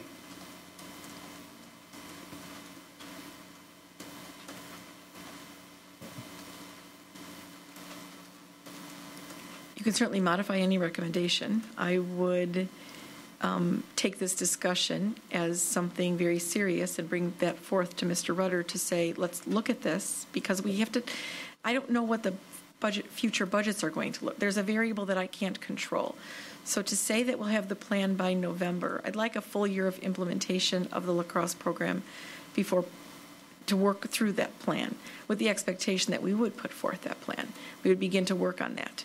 But I think November, Mr. Collins, I don't know that we'll know enough about the economy. I'm flexible on that. Okay. A year from now, that's fine. So I think if we could come back to you in the spring of next year with outlining what that plan is going to be, or even earlier, actually, because I think as we address budgetary issues going forward, and we're going to have these same, as I have indicated at previous meetings, we're going to have the same budget conversations next year that we had this year. The whole issue of extracurriculars and athletics is going to reemerge. And so I think under the umbrella of that, it'll be appropriate to have that conversation at that point in time. I don't necessarily want to isolate this sport. I think we need to take the context of all of the sports and look at the allocation of resources. I'd like to look at it from a big picture perspective with the understanding of what the ultimate goal might be able to be. We have the power to amend recommendations. I do not. Yeah, I'm just asking for a plan by a certain date that equitably funds this sport along with other sports in a budget-neutral way over a period of, the administration can pick the time frame. So, Mr. Collins, just to clarify, are you okay with the response of the superintendent, or do you want to specifically revise the amendment, the recommendation, the motion, to lay that in there? Okay, I'll defer to your experience and tell me which way to phrase it so that we get that plan within the specified time. Mr. Kralquist? What I share the interest, and what I was going to ask for was more in line with Dr. Krizik, the way I heard you summarize, which is I think we have we have to keep in mind we have an athletic director whose job is to manage the budget and the athletics at the high school, right? We have a budgeting process that allocates resources at all the levels in the district. What I think an appropriate and meaningful Board of Education role in this would be to ask for, this almost falls in the category, Mrs. Osijek, of future board agenda items that we have, as a recent practice that get teed up, would be a report, a comprehensive report from the administration on our funding and participation levels in athletics across the district. That would include what issues and concerns are there not only with this implementation of lacrosse, but what about the future viability of gymnastics, and how well is the bass fishing program doing, and should we continue to operate under the fee structure that we arguably, as a Board of Education, arbitrarily set years ago, which is to say that we feel we should, as a district, pay 80% of average athletic costs, and 20% of those costs should be paid for by families. That's where the fees are at today. It used to be $40 to participate in a semester in a season on a sport, and we took a look at costs and said 20%, 80%, and that's how we got to the roughly $140, $150 participation level. I mean, maybe that needs to go to 22% or 23%, and that might be able to fund a whole, either budget deficit or a whole other array of activities.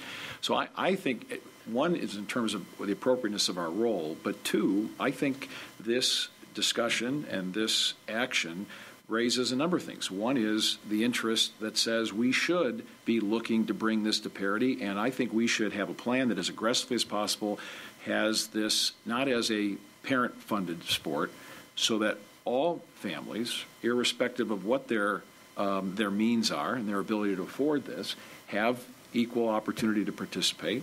And then secondarily, that look at how our costs and the effectiveness and the issues and the advantages of the program comprehensively, athletic program is comprehensively across the district. I think that would make for a very meaningful board discussion. Mr. Collins. What you said, and I truly appreciate the tutorial. What you said, I mean, my suggestion certainly does not preclude that. It just makes it a bigger project. And that's fine. If that's the route we choose to take, that's fine. Let's just set a date that we're going to do it by. I'm going to, I guess, make a recommendation and follow up to Mr. Kralquist's comment that we set this as a specific item that we want on the agenda. I think that it's naturally going to come because our state financing problems are not getting any better. The news coming out is worsening, and the cuts that we made this year are definitely going to be deeper next year based upon all of the news that we're seeing on the horizon. So I think the global picture on what we're able to support for all of our programs is the way the conversation needs to go, and is a natural part of our budgeting process. Whether we're the driver or not, that conversation is going to come. So I guess my recommendation would be that we place this on an item specifically for future discussion so that it's out there as a placeholder, and we move forward on this action item. Ms. Hirsch. I just want to be clear. It sounds as though I'm picking on the lacrosse club, and I'm really not. It's the nature of where we are in the economy. It's the nature of where we are in time. If this were 3 years ago, the lacrosse club would have been added as an IHSA sport, and it would not necessarily have been a big blip on the budget. The concern that I have now, it's not specifically about lacrosse, although it's a little more sensitive because it is a relatively expensive sport for a family to take on. The concerns that I have revolve around equitably funding our extracurricular, because we have to recall that these are extracurricular, not academic endeavors. Now, I totally and wholly appreciate that for some students, the extracurricular programs that our schools offer help them get through those high school years that it may not be their strongest suit academics. So I'm not saying that I don't value extracurriculars, but given that we are eliminating programs, that we are eliminating academic programs, we have a responsibility as a board to take a very hard look at all of our extracurricular offerings to make sure, and I agree with you, Mr. Carlquist, that it's, okay, we're going to fund, we pay 80% of the extracurriculars regardless of the cost, and the families pay 20%. We need to look at this as a whole. So I apologize if this is sounding like it's lacrosse. It's not lacrosse. It's the timing of it, and it's the budget situation that we find ourselves in. And I do believe that this is public education, and first and foremost, I agree with you, Mrs. Ostojic, that we need to be fair and equitable and allow any community member who lives within District 205 access to all of the extracurricular opportunities that we offer as a district. I believe that we have that obligation.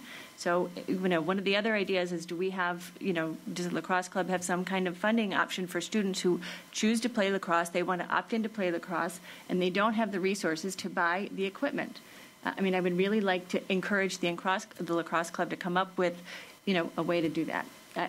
It's not lacrosse, it's from a district global level that we need to be equitable.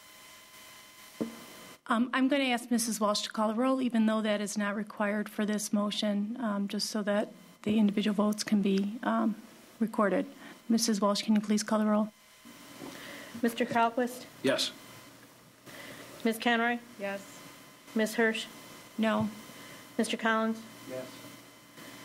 Mrs. Ostojic? Yes. Ms. Davy is absent. Mrs. Droney? Yes. 5 ayes, 1 nay, 1 absent. The motion carries. We have 2 additional items to address, items F and items G. May I have a motion, please?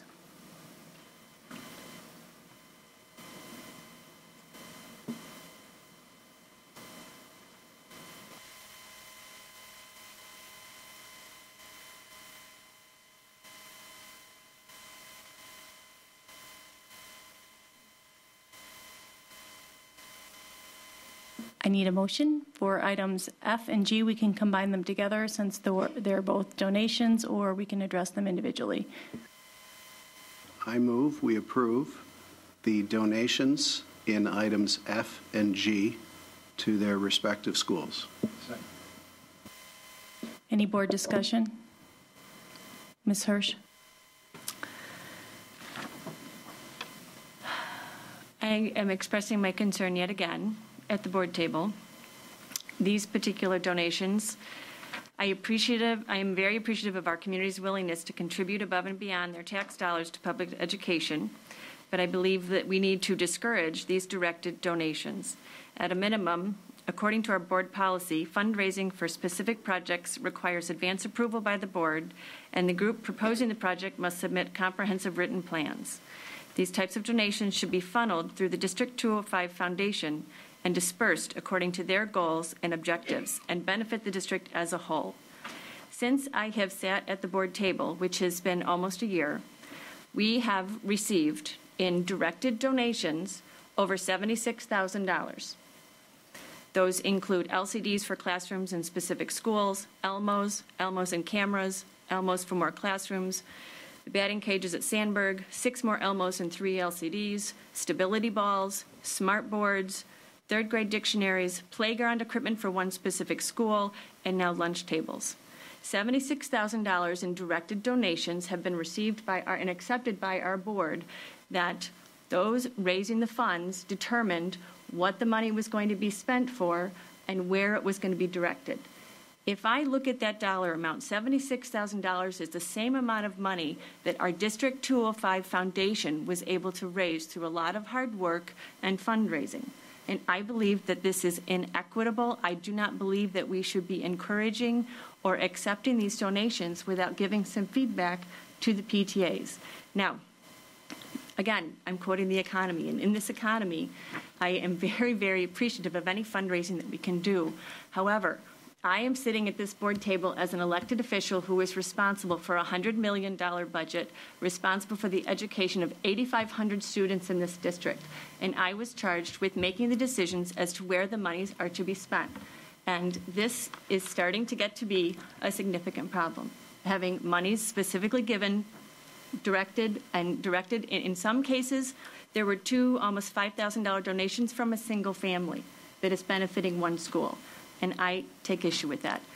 Again, I do not want to communicate that I am not appreciative of the investment that our community members are making in our schools. I believe that the board needs to make a very strong statement and direct people to our foundation, which has a charter to benefit as many students as possible. Dr. Krizik, can you give us a little bit of insight into the process that occurs prior to a recommendation? In both of these cases, there's a letter of request coming from the principal. It comes to you and then has to filter through you before it comes to a recommendation from the board. Can you talk a little bit about that process? I'm going to first go back a few years ago. A few years ago, we had all sorts of donations that were coming forth to our schools that never even made it to the board table at one in terms of accepting those donations. In principle, all donations are made to the district. All donations become property of the district. They're not necessarily property of an individual school, they're property of the district. If there is no need necessarily to take a donation and move it around to other schools, but should we in the future increase the number of Elmos or LCD projectors and we move resources around or move classrooms around, we would move all resources around because technically they become property of the district. In the majority of these cases, these PTAs have done their own fundraising, and they have raised funds, and they have made the donations coming from PTAs are, in the most part, in alignment with what our purchase plans are, particularly around technology. I do appreciate that that the questions are asked. How could the money best be spent? How could it improve the district's utilization of other resources? For example, when we have a donation of technology to some schools, it gives Mr. Smith the flexibility of redistributing his available resources to the other schools, which in essence increases the implementation and purchase of equipment at other schools at an accelerated rate. So I do believe that there are two things. The process is that before these expenditures are made, they come forth to me, and then they come forth to you, for acceptance and approval. The donors are very forthcoming in terms of what they're intending to donate. And I think it is good, I will say, public relations for the community that we have individuals that are willing to invest their personal resources in advancing the education of students. Again, any investment of a specific resource in a specific school frees up funds to distribute other funds differently to other schools, which I think optimizes our existing resources. So that is the process. Again, technically, any donation becomes the property of the district. That's clear in our policy, and we've had no reason necessarily to, I'll say, take a playground, or a table out of one school and send it to another. But should there be music equipment that has been donated that we need to move around? Should there be stability balls that we need to move around? Again, when it's appropriate, that would happen. But again, when you're accepting these donations, while it is identifying where the intended purposes of these donations go, for all practical terms, it becomes a general donation to the district.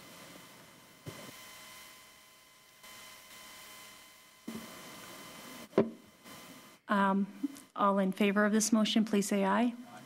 Those opposed? This motion carries. Our next item on our agenda is upcoming meetings. We have two meetings slated as upcoming in April. Tuesday, April 13th, we have a Board of Education workshop meeting, and that will be here at 7:30.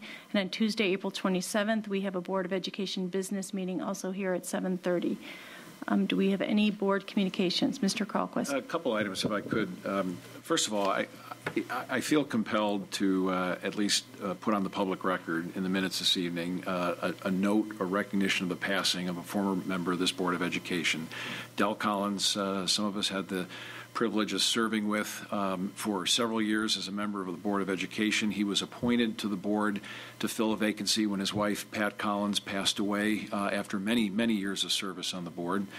As a representative of the board, I, at that time, recall very vividly asking Mr. Collins if he would be willing to serve in his capacity as a board member and filling his wife's seat, which he did for about a year, in which time he ran in the general election then for the 2-year term at that time, and was elected by District 205 voters and served 2 more years. He, upon retiring as a member of the Board of Education, served as one of the co-chairs of the referendum committee that supported the reconstruction of the high school. And frankly, for the many years before he served as a member of the Board of Education, he was the spouse of a board member, which arguably is every bit as difficult at times as sitting at the board table. And for his many years of service to this district, with the notification last week of his passing, I felt it was very important to at least read into the record the acknowledgement and from a fellow board member appreciation for his years of service. Changing subjects. Second topic that I wanted to raise. Dr. Krizik, a couple meetings ago, Mrs. Duroni made some reference in her remarks about the 162 building, which was a point of a great deal of public discussion and press coverage and the like, and we've reiterated multiple times about the goal, the objective, and rather the successful outcome, frankly, of being able to create space for the early childhood program at Madison School and being able to acquire someplace in the community 15,000 plus square feet of office space to have the administrators conduct their job. When this building was acquired, there was arguably and admittedly, and it was acknowledged, more space than was needed for that one core function, although there were other ideas that were envisioned for this building, including utilization of space like this for board meetings, staff development, and the like. Can you tell me, if you don't have the information now, that's fine, but I would be interested to know what the utilization of this upper level is with the space that we have here. We made an investment to put chairs in here. We certainly didn't need this for a board meeting. We could have board meetings, and we've had board meetings in gymnasiums and the like. Is this room being used by staff members? Is it being used by community members? Is it being used, 1 day a week, one night a week? Can you please, if you want to address it just anecdotally, that's fine. But I think it's, again, important in terms of the accounting back to the community on this utilization. We can bring back to you a space utilization report to show how this space is being used, not only internally for professional staff development, but by the number of community groups that are also accessing this space, so you can see exactly what the space utilization is. So what might I see? Can you give me a foreshadowing? Is it being used? Is it sitting fallow? Ms. Masterton? I would say the rooms up here are being used on a continual basis. We are pretty well booked every single day, and often in the evenings as well. As more and more information gets out about the availability, we're filling up even more and more up here in the evenings. And we're using them for our negotiation meetings. We're using them for curricular meetings. We're using them for all kinds of meetings. In fact, we're fighting for space, which is hard to believe, but we actually are fighting for space and using additional rooms as well. So the usage has been monumental. Frankly, if we had a bigger parking lot, we'd have even more. So it's very good to hear. Thank you. Mrs. Conroy. I just need to make a brief comment about what Mr. Carlquist said, and that's that there is another half of this second floor that is really meant for instructional purposes, and I don't think that is being utilized, and I think that that's something we need to talk about in the future, how we're going to use that space. I will say that when we've had Boy Scouts and Girl Scout groups, we've utilized that space. IC has also used that just on a minimal basis. But I do agree, Mrs. Conroy, we need to develop a long-term plan. Again, whether it's for an emergency or an ongoing plan, we will be bringing forth that back at some point, not in the immediate future. But that has not gotten lost on all of us. Thank you. Okay, earlier we had the discussion that we would like formally to have our athletic evaluation, our program evaluation brought back to the board. So in items for future consideration, I guess we're formally asking for that. And in our next meeting, go ahead. And most likely, I anticipate that to be November, December of the upcoming year as we get closer to the budget cycle, because that would make the most sense of us coming forward from a planning standpoint. So I anticipate sometime no later than January, but between the November and January months of 2010, 2011. Thank you. And just a follow-up note, Mr. Kralquist, a while ago you had asked for a follow-up discussion on the TIF, and that will be scheduled for, I believe, the April 13th meeting. Okay. Any other items for board discussion? Seeing none, I will accept a motion to adjourn. Moved by Mr. Kralquist, seconded by Mrs. Conroy. All in favor? Those opposed? This meeting is adjourned. Thank you very much for those of you who stayed out till not quite as late as we usually go, but we appreciate your attendance.